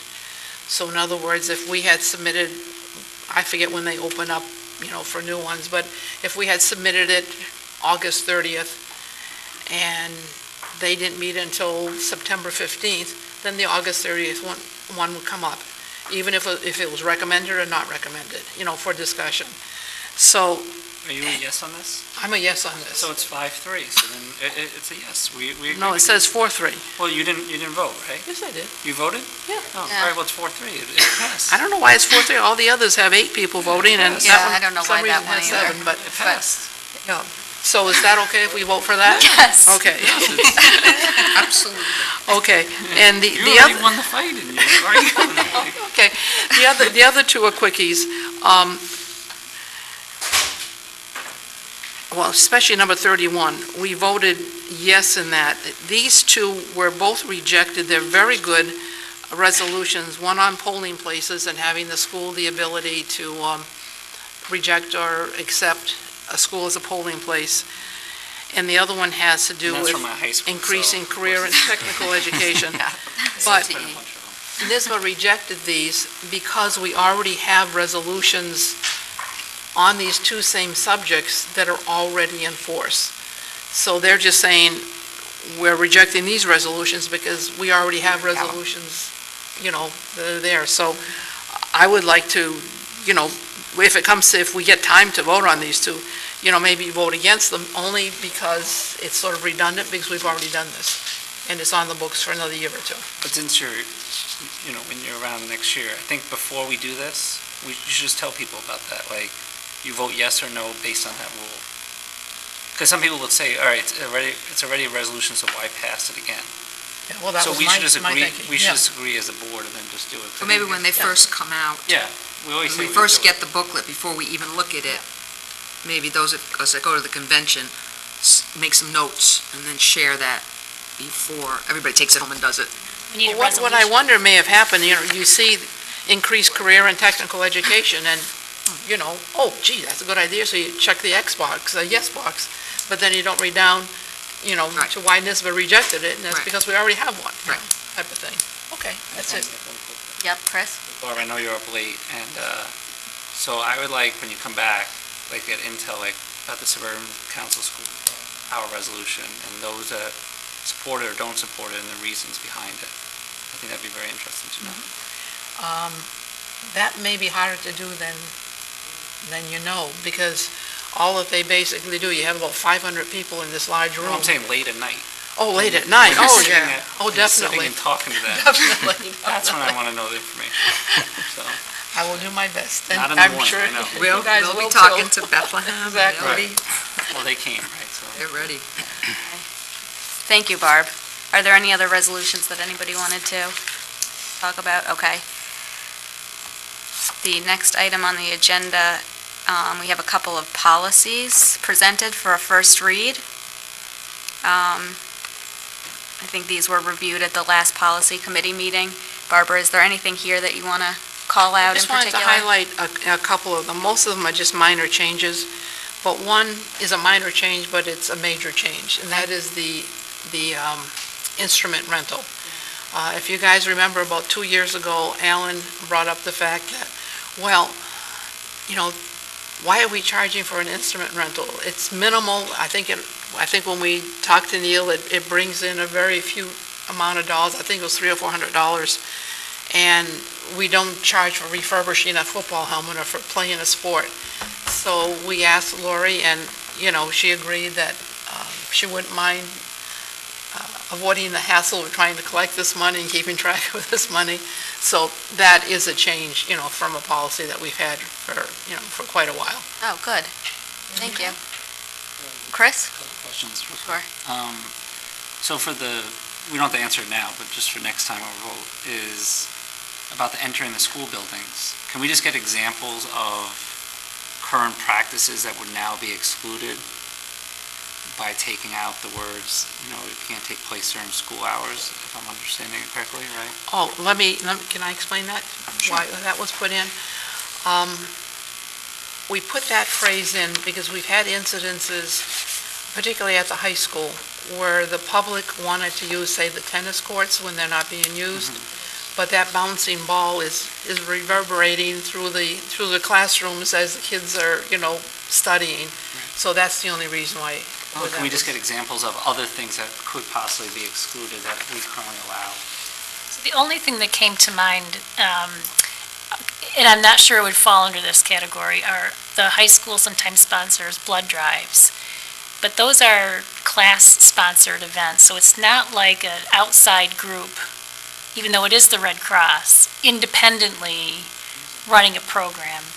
So I think under the wording here, we would be able to continue to do those kinds of activities. And I was racking my brains to think about other kinds of events that happen while school is in session. And that was the only one that came to mind, because Pine Bush does a blood drive, but the PTA sponsors that, and the one at the high school is a class-sponsored event. But I couldn't think of any others. What about the Y? Like the aftercare, right? Well, they're a renter. Okay, so since they're a renter. This is different. This is community use, periodic, as opposed to a contractual arrangement that we would have with an organization. So I couldn't think of any. And then, my only comment, also, I saw you very sneakily put in cigarettes and, fireworks, but, no one's gonna catch it. I actually do read these E-cigarettes things, too, so I like do- that. I do E-cigarettes, catch it. the e-cigarettes too. E-cigarettes. That was good. You see the e-cigarettes and you don't notice that you're also banning fireworks. I But I wonder, just a thought, but why would you want to ban it instead of having a procedure for it to, if you want to come for the board, if there's a reason for it, and then let the board decide or the school decide? I'm just thinking, like, if it's some drive, if it's Breast Cancer Awareness Month and someone wants to do a huge event and raise all this money, would we really say no to that or something to that effect? If it was like something to raise money, just like we did for the field, I wonder if you really want to say hard no, or if you want to set up a process in which you can come forward. It's just a question that we can I'll discuss. let but- Neil add to what I was just going to say, but I think we experienced trying to do it, for the cross, I think, what was it, their opening day or something? And all the hoops and things that we would have had to have jumped through, despite the fact that we tried, we sort of learned a lesson from that. And I think Neil has asked us to put this in so that we don't have to do those hoops and jumps again. I didn't realize it had to involve ATF to get permission to do fireworks. What was it? But I'm not like completely against it, but once I heard the process and then they ended up backing off, but But was it the school had to do the process, or did they have to do I the think they had to, right? They They had had to get a permit. Well, we have to, the school school has district to has to apply to the state education department to get a permit, but we need information from whoever the vendor is, and they have certain things that they have to produce as well, certificates of insurance, review on the explosives, and so on and so forth. So I think in most cases, it would be a no. I just wonder if we want to make it a hard no. I know why you would want to, right? The board, and then having to come back and do something different. So anyway, moving on, because I have two other comments real quick. So I thought for the entrance age for kindergarten, when we were talking about early kindergarten, I thought we had the discussion in the board meeting. And I think it was Kathy can correct me if I'm wrong, but Kathy said, well, instead of debating it, why doesn't the policy draft up a policy to do it? And then we can come back and discuss it and then say whether or not we support it or not. But I noticed for this, it's just not making any change, so then we didn't really have that discussion, because I think we held off. If I'm wrong for including your name, I apologize. I thought that's what we kind of agreed to during the discussion, like, why are we discussing it when we don't even see the policy? Yep, and we took a look at other school districts that had policies, some of which we sort of liked. Right, Shen, I think, was the policy. But I think it was Kathy that said, like, well, what would be our policy, what would it look like? And then we can actually have a conversation whether or not we want to do it or not. But here, I don't think you can really make that decision, because I don't know what it would look like. Yep. Kathy, is that familiar? Is that having to do with fireworks? No. It's the kindergarten starting earlier than what our current cutoff I'm is. sorry. I was behind. So kindergarten starting earlier than... I thought we were talking about it. So remember, we had that one student that wanted to come in early last year. It would have started this year, and we had a policy that currently, I think, prohibited it, but we looked at other school districts that had policy that allowed exceptions, and we had a pretty lengthy discussion on it last year. And then Kathy, I thought, stopped it, which was good, because it was, why we have this lengthy discussion if we don't actually see the policy? And why don't we draft the policy and see it first, and then we can have a discussion of what it would entail and what would it mean. So for me personally, I would like to see what a policy would look like in order to make an informed decision. So this is starting kindergarten at 4? They would have the opportunity to go through a very lengthy review process, doctors, psychiatrists, the whole bit. Remember we looked at the Shen Right, policy? and some other school districts did that. That's Yes, right. Shen does it, right. So we wanted to see a policy, that's right. So, I thought it was a very good suggestion, personally. Right, so why did we take a different Well, route? Let me explain. We brought it up in policy, and Marie shared that she had talked to all the elementary administrators, and unanimously, they had said, no way, Jose. So, respecting those opinions, we said, well, we'll keep the policy as it is. Now, if the board decides that they want to look further and get more input from whoever, I'm certain we could do that, but that was the basis of presenting it, as our current policy is right now. I just don't know what you're saying, no way, Jose, too, because you don't have a policy or... Well, we have a policy. It's a No, policy I that's mean the currently in change. place. You're saying the change. We They chose, don't want to change. we chose not to change it as a Right. policy committee on the basis of the information Marie shared. Well, two things. So I asked the elementary principals to talk with their staffs about them, and they mostly spoke with their kindergarten teachers to get feedback. There's just not support for such an opportunity from our buildings. We also did some research, to see what does the research say about early start times, and the research itself is I would say mixed at best. There aren't a lot of studies that look at the long-term impact of having children begin school very young. Most of the research actually looks at the other direction that we see so many families deciding on, which is to hold back. They're calling it redshirting now, kindergarten students. But even those studies only track students through third or fourth grade, so there's not a lot of data either for or against. There were a couple studies that also looked at the social, emotional well-being of children who start early or late, and that suggested kind of a negative impact for starting very, very early. So the research really wasn't conclusive in any way, but, we do pride ourselves in reaching out to the people who do the work every single day in the classrooms, and there were some pretty strong feelings that our current practice is a good practice. I heard even some who would like to move the date back from December to September 1st, which is not unusual across the United States. So, if there is interest among the board to go and write a policy to do this, obviously, the board's purview is policy, and we'll do that. I would just say, though, someone we respect very much would say that you shouldn't, for the first grade where you're saying hold the child back, but ultimately it is the parent's decision. And we don't step in and say, no, you can't do that, right?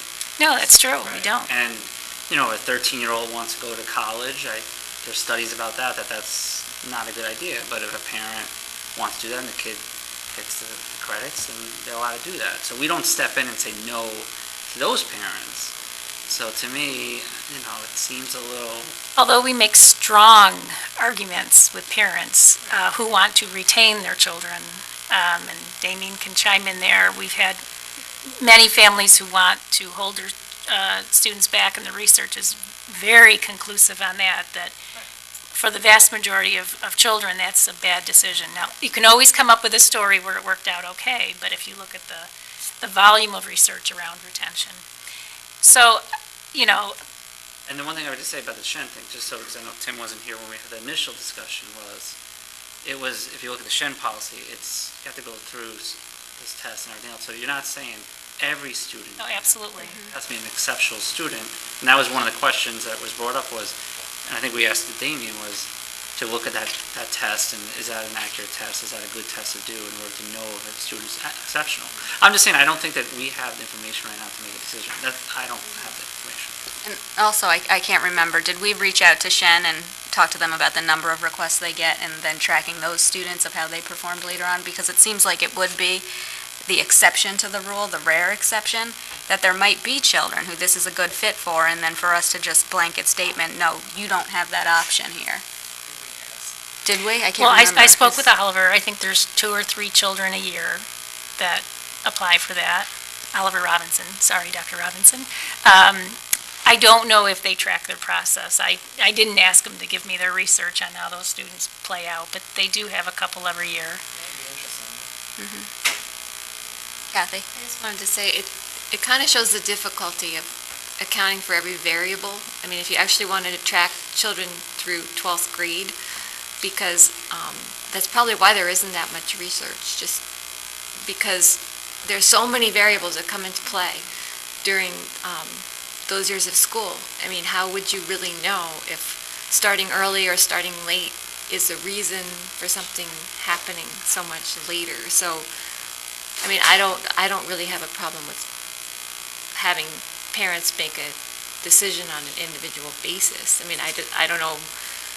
We can look at more policies if we think it's something the board. If the board wants to do it. If there's a kind of a consensus that the board would like to do it, then I guess the policy committee could do it. I would just like to see it. I don't think there's any harm in looking at additional policies. I think we're continuing to discuss it. We said we would have like a majority or something to move forward if that's something a majority wanted to. But do you think there is a majority here? I would certainly be in favor of gathering more information. Chris? Tim? No. No? Okay.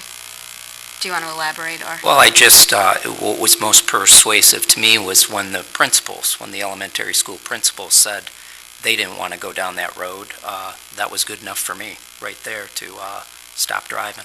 Okay. Barbara? Certainly wouldn't mind looking at it. Okay. Kathy? I would look at it. Seema? Yes, I would look at it. Teresa? Gloria? Would not be interested, but, I mean, I'll look at it because this is going to be majority anyway, but. So help me know what we're looking at. Am I getting the Shen policy? Are we writing a new policy? That was the only one right in the area that had any policy. Yes, and I'll just point out that Shen is the only well, not the only, but it's a half-day kindergarten program, so their programming is dramatically different than ours. It's very different. I think if we were going to draft the policy, what would it look like? And so we can talk about it and see if we want to do it. So is there no I'm kind of curious on the other end with the parents who hold them back. There's no policy with that as well. Compulsory age is 6. So we don't have anything to say about parents who want to wait until their children turn 6. 2 school districts locally just had some legislation passed to lower the entrance age, the compulsory age, to 5 in Cohoes and Watervliet in order to get children in school earlier in those communities where it definitely makes a difference to have children in schools.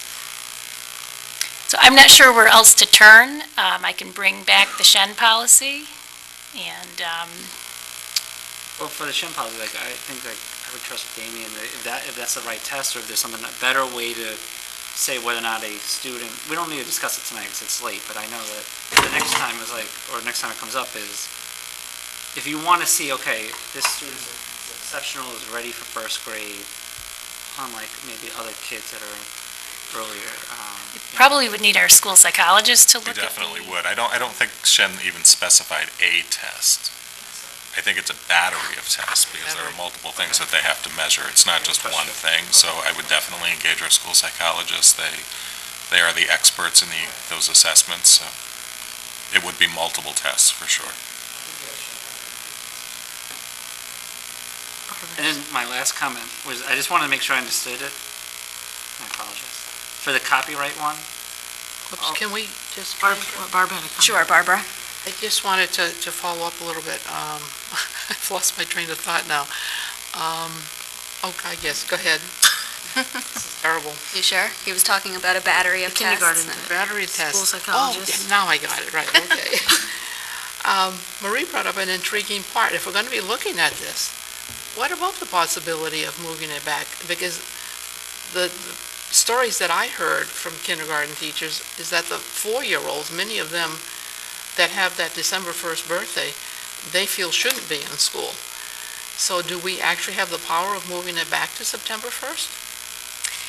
In New York State, it's an LEA decision, so that the school district gets to decide. We're one of maybe 3 states in the country where it is a local decision, so we could move it back. I'd like to get more feedback on that as well from the staff and the psychologists or whoever you think we should tap into.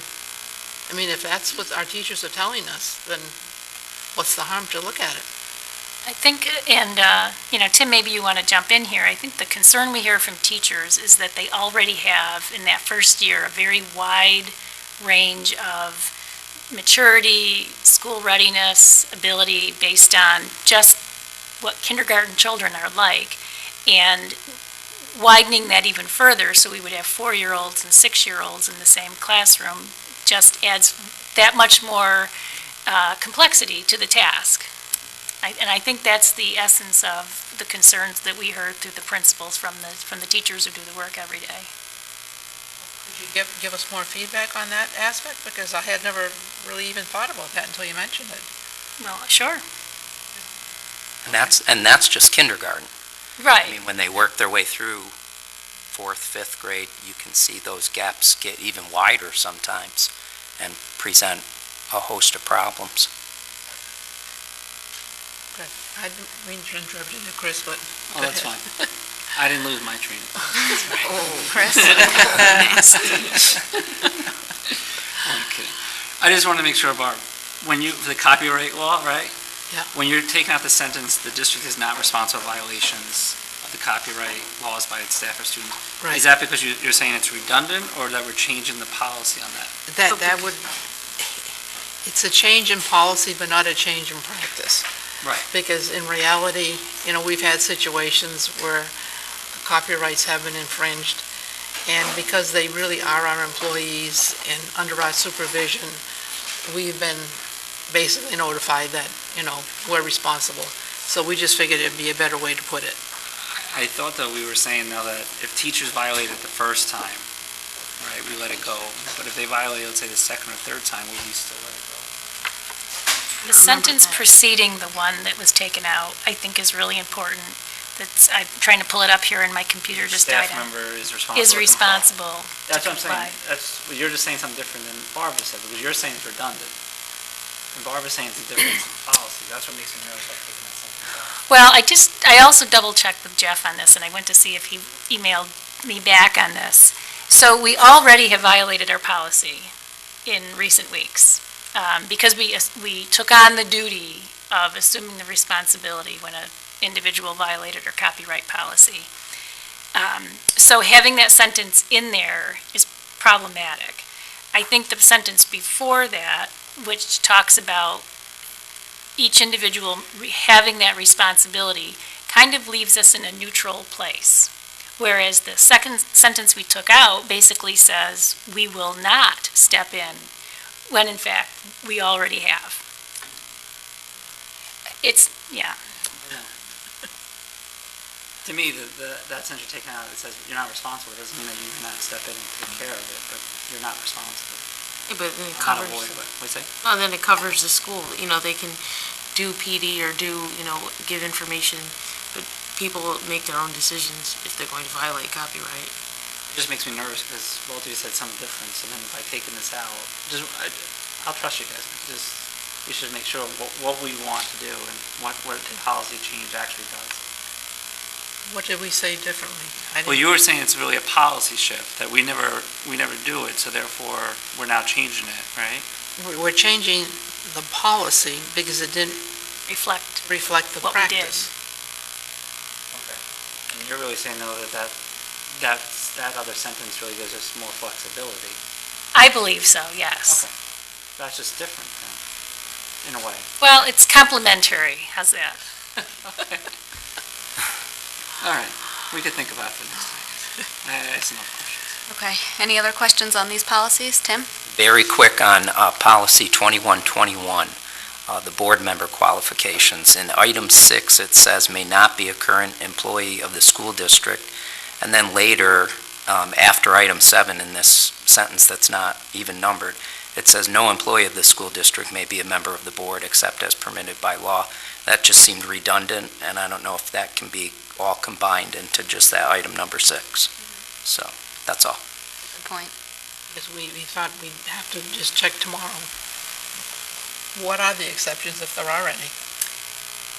I actually had them in my notes to the policy committee because there are some exceptions, I think, in small city schools. It doesn't apply to us per se as a central school district, but I'd have to go back and look at my notes. We're meeting tomorrow. We can clarify. People were confused with number 6. Okay. Any other questions or comments on the policies? Okay. And we will move on to action items, school business management. Neil? Yes, the first item this evening is a resolution to approve corrections to the tax rolls. There are 2 tax roll corrections, and they total $91,094.17. Okay, may I have a motion to approve the corrections to the tax roll? Barbara, second Gloria. Any questions or concerns? Chris? Sure. So if this was, I'm just confused why this wasn't found earlier, because then wouldn't that then spread instead of reducing? Yeah, and I'm not an expert on, it's a special franchise classification, and it seems to be a whole different set of rules than other entities have commercial residential properties. So my understanding of this topic is not great, but it is an option through Albany County where under the special franchise agreement, there's a period of time when the entity can request from a variety of equalization rates to apply, and I guess they have the choice, as I understand it. So, again, this all ties into sort of the late equalization rate determination by New York State for the town of Guilderland, so it would have happened after that point in time anyways, my understanding. Dr. Wild, I think if I had it, based on Assemblywoman Fahey's comments, she will probably be drafting the bill based on the Voorheesville situation. And to me, this is very similar to that, which is the school district is losing money because this is done after the fact. While if it was done prior, which all these things should be done prior, then you would spread it out and the school district would not be losing revenue. Just like the piece of the Voorheesville situation where people vote for something and then after they vote, then you change their taxes on them. So I know she has some, according to the newspaper article, like some suggestions, and I think this would fall right in line with that type of thinking. I think it's two different things, though, because the dollar amount to the school district in the Voorheesville example doesn't change. It just gets shifted from one set of taxpayers to But another. you voted on it. So they did not know they were going to, some people in Guilderland proposed that Voorheesville is going to get a $1,000 increase in their taxes prior to voting. But they don't vote on the tax levy, they vote on the expenditure budget. It has implications, and we talked about them, in our own circumstances, but when you cast your vote yes or no, it's for how much money you are authorizing the school district to spend, not where the revenue is coming from. I think some people are saying, the equalization rate should be set prior to actually voting. Kathy? I think what happened this year was that the equalization rate went down significantly, and we addressed that in our district by putting that extra $300,000 to even out the impact. But I don't know what Voorheesville did, but the equalization rate resulted in a higher tax in that school district for part of Guilderland. And it was, I don't know, if Voorheesville could have done the same thing as Guilderland, I don't know, to smooth that out, but, They couldn't do anything because Guilderland is the smaller population, because then you're spreading it out to the bigger populations. In Guilderland, it's reversed, that's why we were able to take care of it, right, Neil, is that Guilderland is the bigger population, but when it's a smaller population, you can't. So what people are talking about is, these things should all be set in stone before people go and vote. Because you vote and then they change the equalization rate, so therefore your taxes change. well, tell that to the state agency. Right, so we have no. Go tell them, I just said don't tell ORPS. I don't think you were listening to what I was saying. I think they're Yes, I was. drafting a bill, and if they are going to draft a bill, something like this should also be included, because this, once again, is that your taxes are set, and now the school district is going to lose money because they got to do the lower equalization rate after the fact. It's the same type of thing. The school district should not be losing out on either one of these cases, in my opinion. And I think they're going to hopefully do something about it. Are there any other comments? Barbara? Just piggybacking on what he was just saying, come next year, we could put a resolution into NISBA and let them discuss it, Oh, I think based on the newspaper articles, there's going to be a bill. I don't know if it'll pass, but there'll be discussions about it. And it's very difficult to explain. That's what's hard. Right. Or even the timing. Any other comments? All those in favor? Aye. Opposed? Okay, passes 8-0. Next item is service agreements.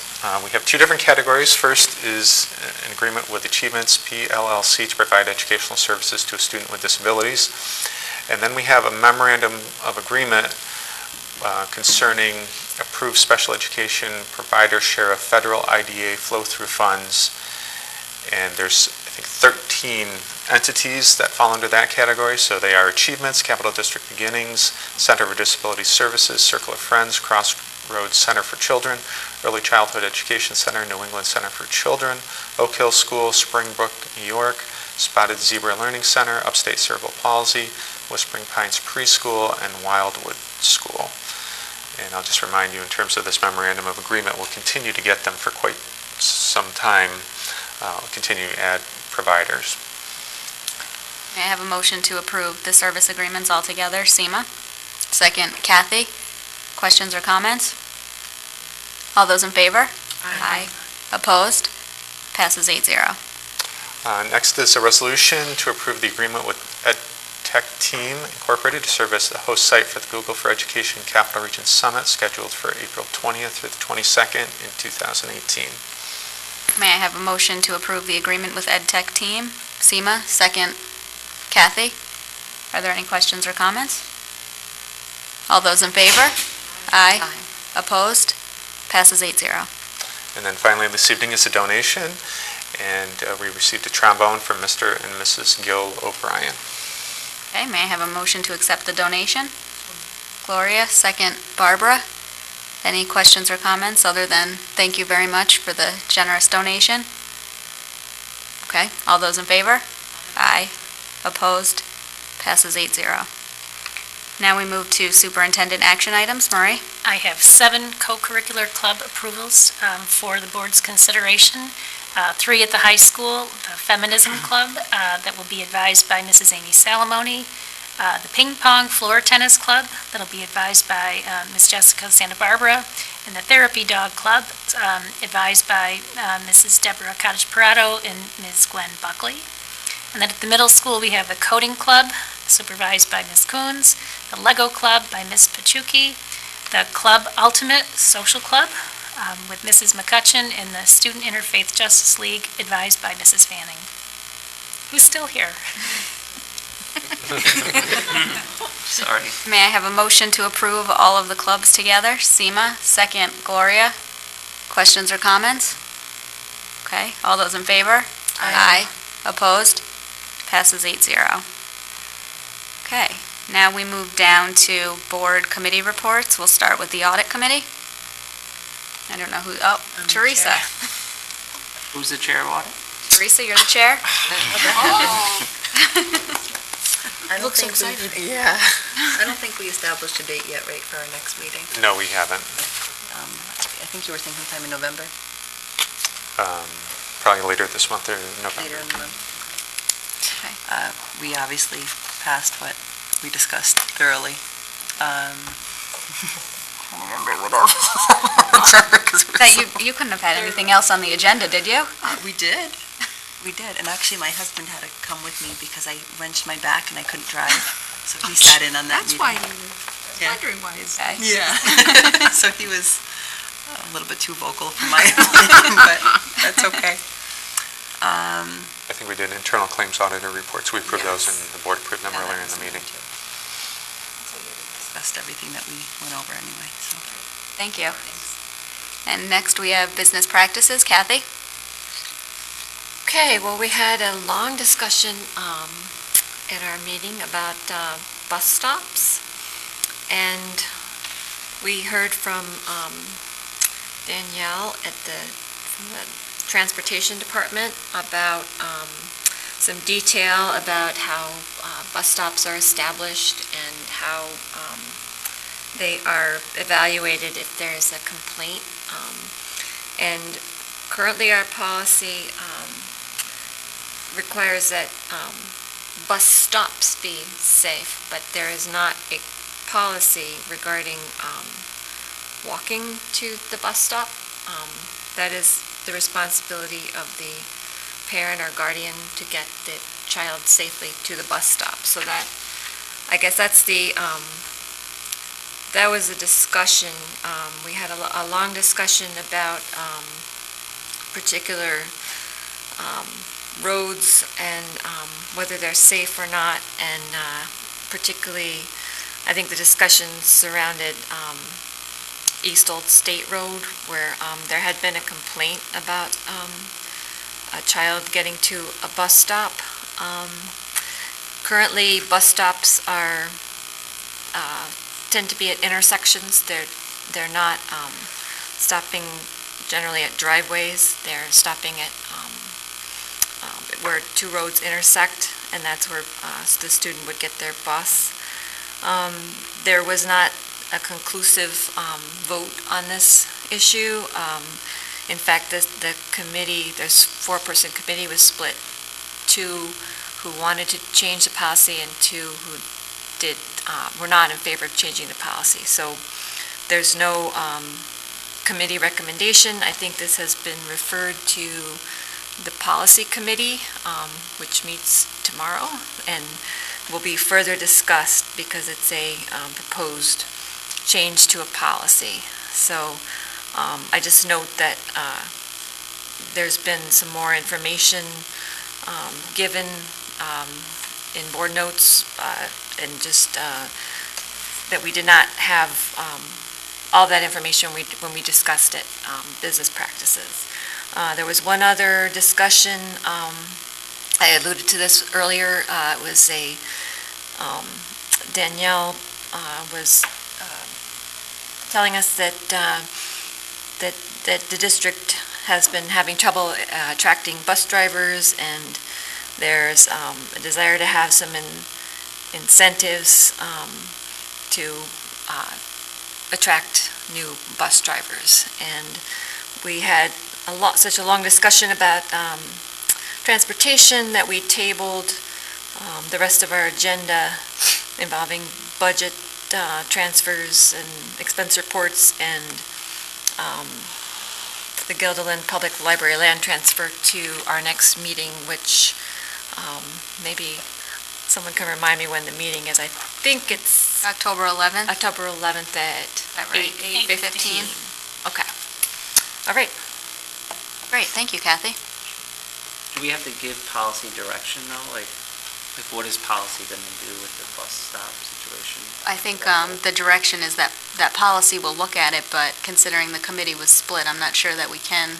So would it be helpful if the board itself says whether or not they're supportive of changing the policy or not, so then they know what they should be doing? So we don't have the same thing Sure. with pre-K, just going back and forth? Okay. I'm asking Barb, what do you Barb, think? would that be helpful for you? Definitely. Okay. So I guess we can maybe go around the table on this issue if you have any opinions on it. Kathy, do you want me to start with you since we had that lengthy discussion? Yes, I mean, I think subsequently, we've had several opinions of council that we should not make this change to the policy. We also have, the Transportation Department has weighed in with some information that stopping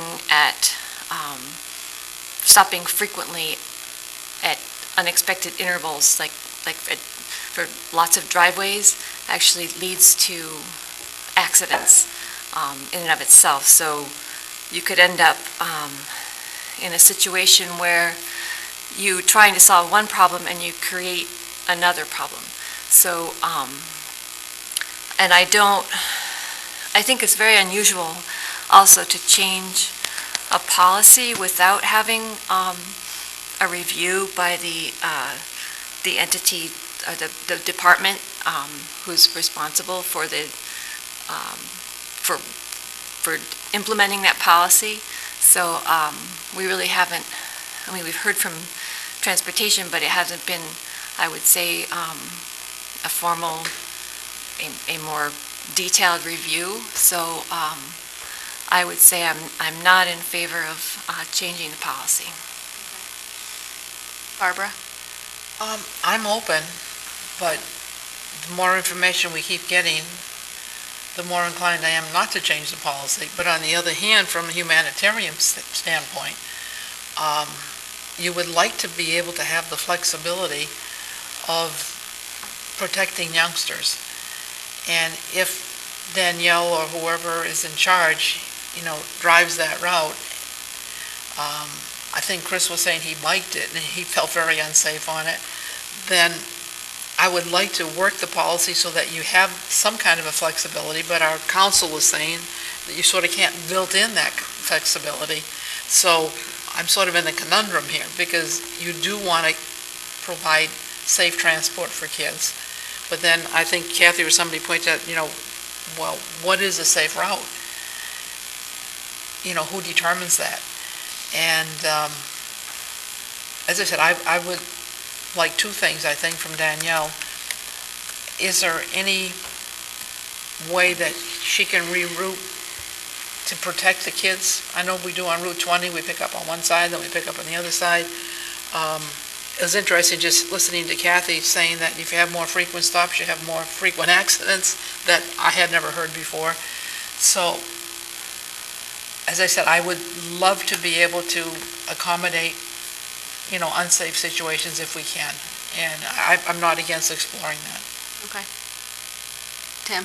Yeah, it's nice how clear-cut some of these decisions become. This is a tough one. Good information on both sides. I would definitely think that we could look at it in the policy committee and have good discussion on it and see what happens from there. Chris? So just a couple quick comments. I would just say one is, I think that we have to decide either you're going to follow the state policy strictly, which means you don't do the K through 2 piece that we have. I don't agree with that. But I think if the people are against this, then I think we can't be inconsistent and talk both sides of our mouth. If you're going to do it and say, no, we have to follow the state policy, then we follow it. And then just a real quick story, and I promise, then I'll be done for the night. But I don't like to give the Yankees credit, but since it's, as a Mets fan, but I'm looking right at Gloria. See, I'm trying to get you on my side, Gloria. So I'm going to cover the Trying Yankees. real hard. Watch this. Because I know you're away, so you might not know about this. So Major League Baseball decides the netting that goes around.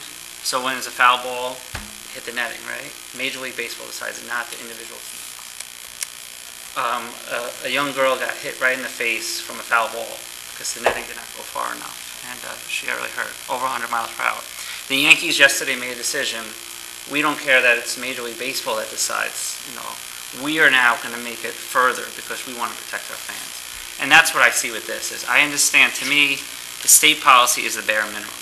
And then we go in and we say, okay, we want to do extra because our area is different. We don't have sidewalks. We have some busy roads, and it's not like other areas. So I think it's different, and I think that's why we have the K through 2. I wasn't here when we did it, but if I had to guess, that costs money. If a parent's not there, you have to bring them back to the school. Think of the extra time, and I'm sure that delays everything. But we do that because we think that's important. I think this is important too.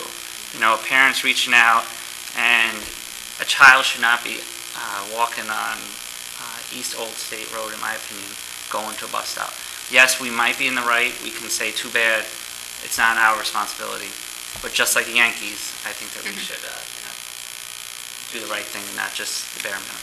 Okay, thank you for that. I would be in complete agreement with Chris. I think that safety should come first, and even though it's not the requirement under the law, I think we really need to try to accommodate our families and the students of this district the best that we can. This is something that we can do to help them and to alleviate a lot of stress for a family, and I don't know why we would not try to do it. Although I have read the materials provided, I understand the arguments on the other side, but I disagree that that's the appropriate course of action at this time. Gloria? Well, my biggest concern is what it opens the district up for in terms of the legal implications. Once we become, quote, flexible in terms of, well, we're going to let the driver decide where to stop, or we're going to determine that, are some kids going to be treated differently than other kids? And I think it just opens up a can of worms that I don't think we'd ever get out of. I do think our policy, I don't want to be, I don't like being characterized as someone that doesn't feel safety is not important just because I'm against the move, okay? I feel safety is very important, but I think it's a shared responsibility. We've created stops at safe areas that we've maintained, is appropriate, and then the parent has a responsibility for the safety of their child as well. So this is a shared responsibility, and I see it that way. So I think changing that would put us in a position of treating kids differently, which would really set us up for a legal battle.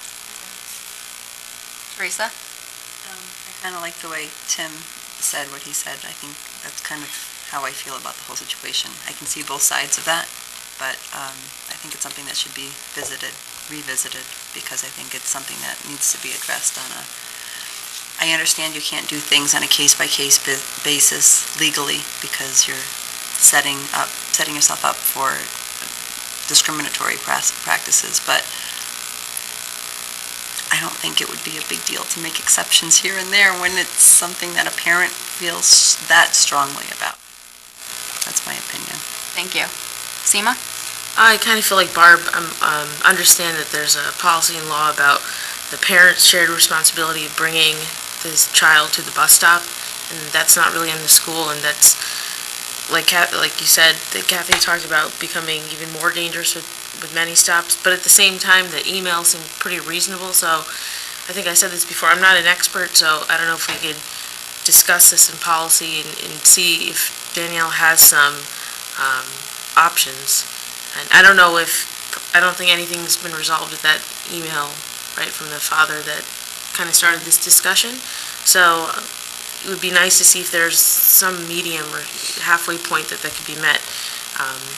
It just didn't seem unreasonable, with kids waiting at a bus stop that seems unsafe. I'm open to discussing it. I would just point out that this policy would apply district-wide, and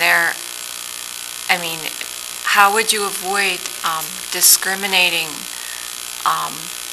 against or in favor of certain students if really what you're doing is creating a hardship exception? You know, like if somebody says, it's too difficult to get my child to the bus stop, and I live on innumerable roads that are similar, I guess, to East Old State in that they don't have sidewalks or big shoulders. How many extra stops are we talking about? And how long of routes, how many, like, are you going to get extra buses? I mean, how much? Because it's far more than just one child. It's the entire district. It's a big, big district, and there's a lot of different situations.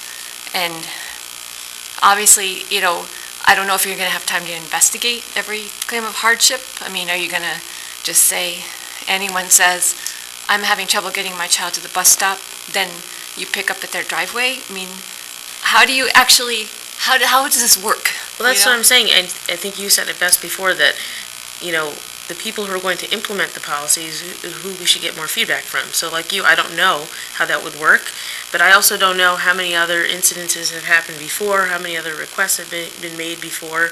I don't know anything about it, but I'm saying that whatever was asked seemed pretty reasonable. I would be open to at least exploring to see, what does transportation say in a more formal way, that now that we're talking about this as a policy. You know, Neil or Danielle can talk about, you know, the history of other requests have been made, and I don't know any of that. So just to dismiss it, I feel like would not do, you know, due diligence in this case. If God forbid something ever happened, I would want to know that we looked into it. And just so I can repeat again, when you're saying that, we do have a K through 2 exemption. We don't have, it's not K through 3 or 4. Someone at one point said, we're going to change it and make it K through 2. If you look at other districts, they don't have that. So I don't know it would be interesting to know what the rationale is and why that was done.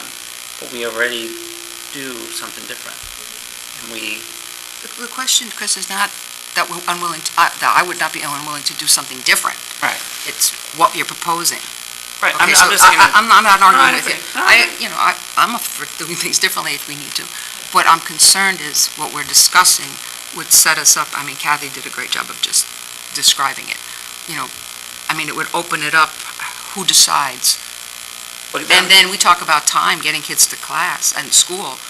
We would be adding, and Danielle was at our meetings. I mean, she was there. Right, no, I know. And she expressed her concerns about what it would do in terms of drivers being put in the position of making decisions. No, we'd have to make that decision, or she'd have to make that decision. And then what does that do down the road and the timing and all? I'm just saying it's huge. Right, the K through 2 thing does open us up to things too, and that can be discussed as well. You know, Okay. And it has. So we'll send it to the policy committee for discussion. And Danielle will be there tomorrow.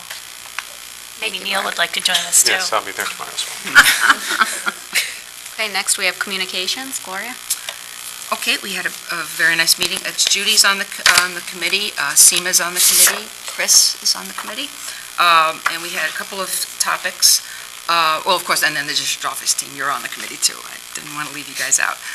One of the things we discussed was something that came up last year in terms of towards, somebody would think of something, oh, whatever happened to that topic we talked about? So we talked about the question, how do we track items that might need follow-up? Like this. This is a great example. Okay, this is going to committee. So we enlisted Linda's help over there.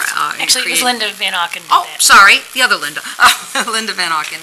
And we kind of worked with her a little bit. I gave her some feedback too, but she's going to create a Google Doc.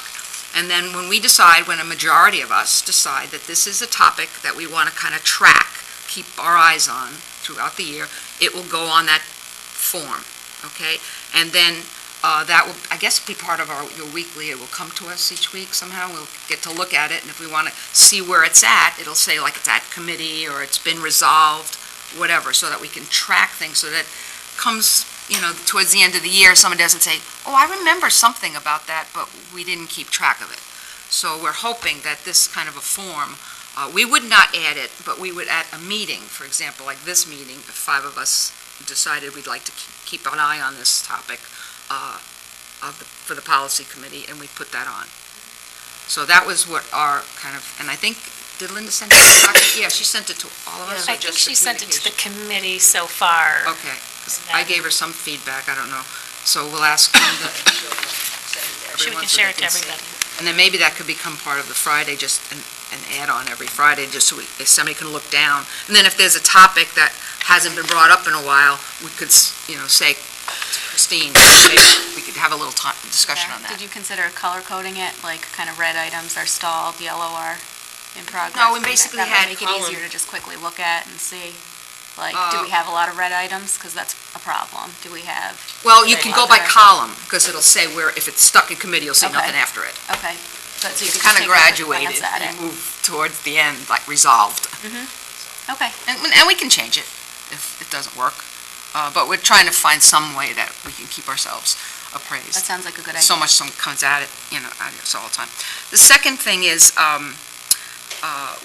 the question was, what steps can we take to incorporate some in-house strategic planning? Because we realized from last year that there was not a very supportive atmosphere for going ahead and doing an outside facility, the whole thing with the strategic planning. So one of the things we talked, or I mentioned, was that I thought if we were going to move in that direction, the first thing we really should do is to deal with the whole concept of communication.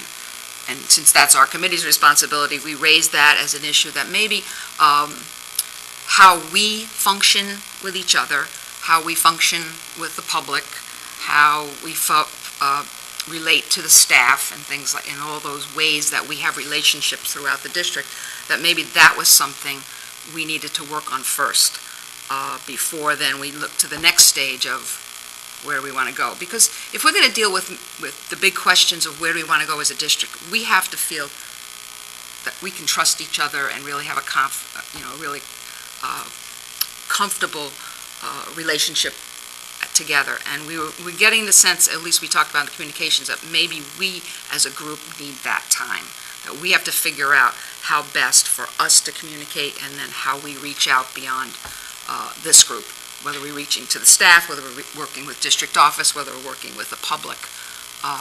So we've kind of talked about using relationships as a focus for maybe a board workshop or an evening, that we could have someone come in that's not connected to us, somebody from outside, but it would be a very specific charge, and the charge would be to help us define the norms or the guidelines that we would follow when we as a group met, when we met with public, when we met with staff, in all the different ways that we relate to groups, that would encourage us to follow these steps so that we wouldn't get bogged down, and that we'd have a better way of relating to each other.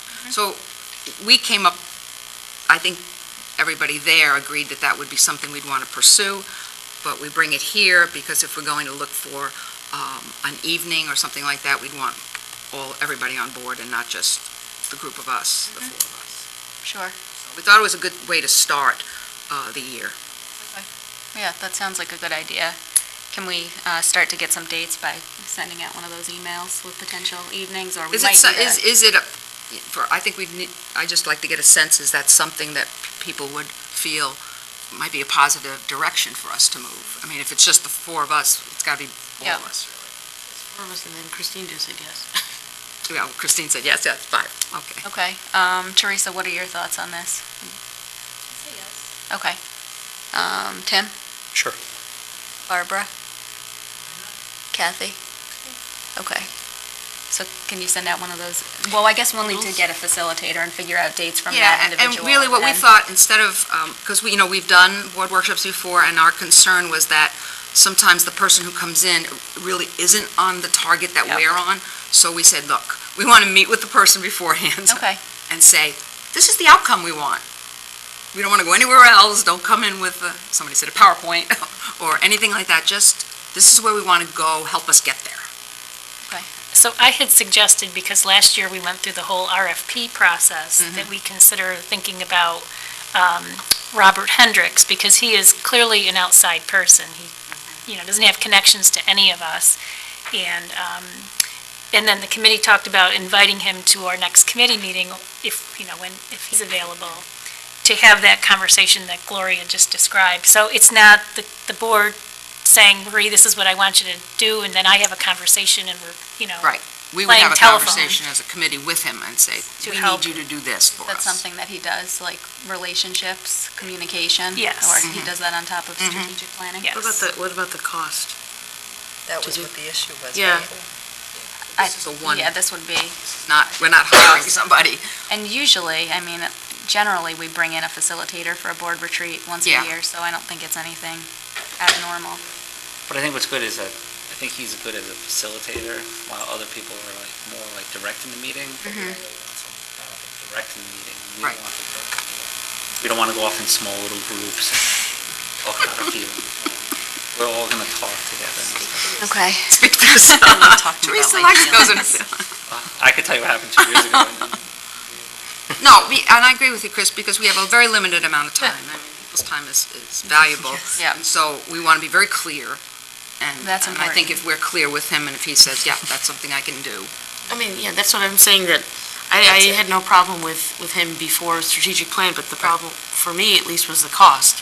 So if we're having him again, I know it's a different activity, but I'm just saying, what's the cost? Do we know that? Well, I haven't formally reached out to him because I didn't want to get the cart in front of the horse here. So if that's where we want to go, I can call him tomorrow and ask him if he would be interested in doing the work. And then meeting with the committee, and then I've certainly asked what the cost would be for such a kind of, that kind of a relationship. It wouldn't be a huge amount of money, I wouldn't think. And I think if we intend to do this in-house kind of a thing, we need to have the strategy. We need to be able to work very closely together and be able to, and have the right techniques for talking with each other and moving this outside our group, with staff, with parents, and really think that through. So I think we would benefit greatly from some strategies and some guides and norms. I think that was Damien's word, norms, guidelines. And Robert has been the only name discussed for this purpose, or is there another? We had a couple of other names that came out. I mean, I think we felt. Like a good mediator. Yeah, Well, right. we talked about, there's the new district superintendent, Anita Murphy. We weren't sure at this point, and she's just getting started, And then a couple other consultants, but one of the things that I thought was good about Robert is that he isn't connected to any of us in any, no relationships whatsoever, so he can come in and be really objective. And others who are local, they know. I mean, I have relationships with them, or you do, and so I think neutral is probably a good way to go in this case. Okay. Anything else? Yep, the last thing is, and you all received a copy of, or the first one part of the handbook. So the Communications Committee is going to give a little homework out each time. And this is your first homework assignment. We're giving you the section of the the draft handbook that we put together, the whole board worked on this, section on team communication, and we would appreciate it greatly if by the November 14th meeting, you would bring this back with any suggestions, modifications, things you caught now that we didn't catch the first time. Tim, being our new member, is kind of going through this as he goes through his first year and hopefully have some input, but we may have missed something, or, because each group was working on sections of this. So we would appreciate November 14th, you bringing this back with your suggestions, comments. Yes, Bob? I just looked it over before this meeting, and on page 5, on the communicating between board meetings, I had a problem with number 5. Consistent with the provisions of the open meeting law, board members may not communicate with each other to secure or influence votes in support of or opposition to items of business that may come before the board. But up above, in number 4, it says board members may communicate with each other to ask questions and gather clarifying information to enable greater participation and meaningful discussion. They seem contradictory to me in a sense. I'm going to bring that back then. I think you bring that back as the I don't want to take the time now because all I'm doing is assigning you homework. But that's something you want to make a note there. But I see them as different, but, if you see them as the same, then maybe it's the language part. But that's the kind of thinking, the responses we need. And our next meeting is October 18th at 5:45. Thank you, Gloria. And next we move to policy. I know we did have a pretty lengthy discussion before. Barbara, is there anything else? No, we're going to meet tomorrow at 4. Great. Okay. Linda, is there anybody signed up for public comment number 2? Okay. Now we have board issues, ideas, and sharing. Does anybody have anything? Okay. And now we need a motion to adjourn the meeting. Chris, second Barbara. All those in favor? Aye. Aye. Opposed? Passes 8-0. Thank you.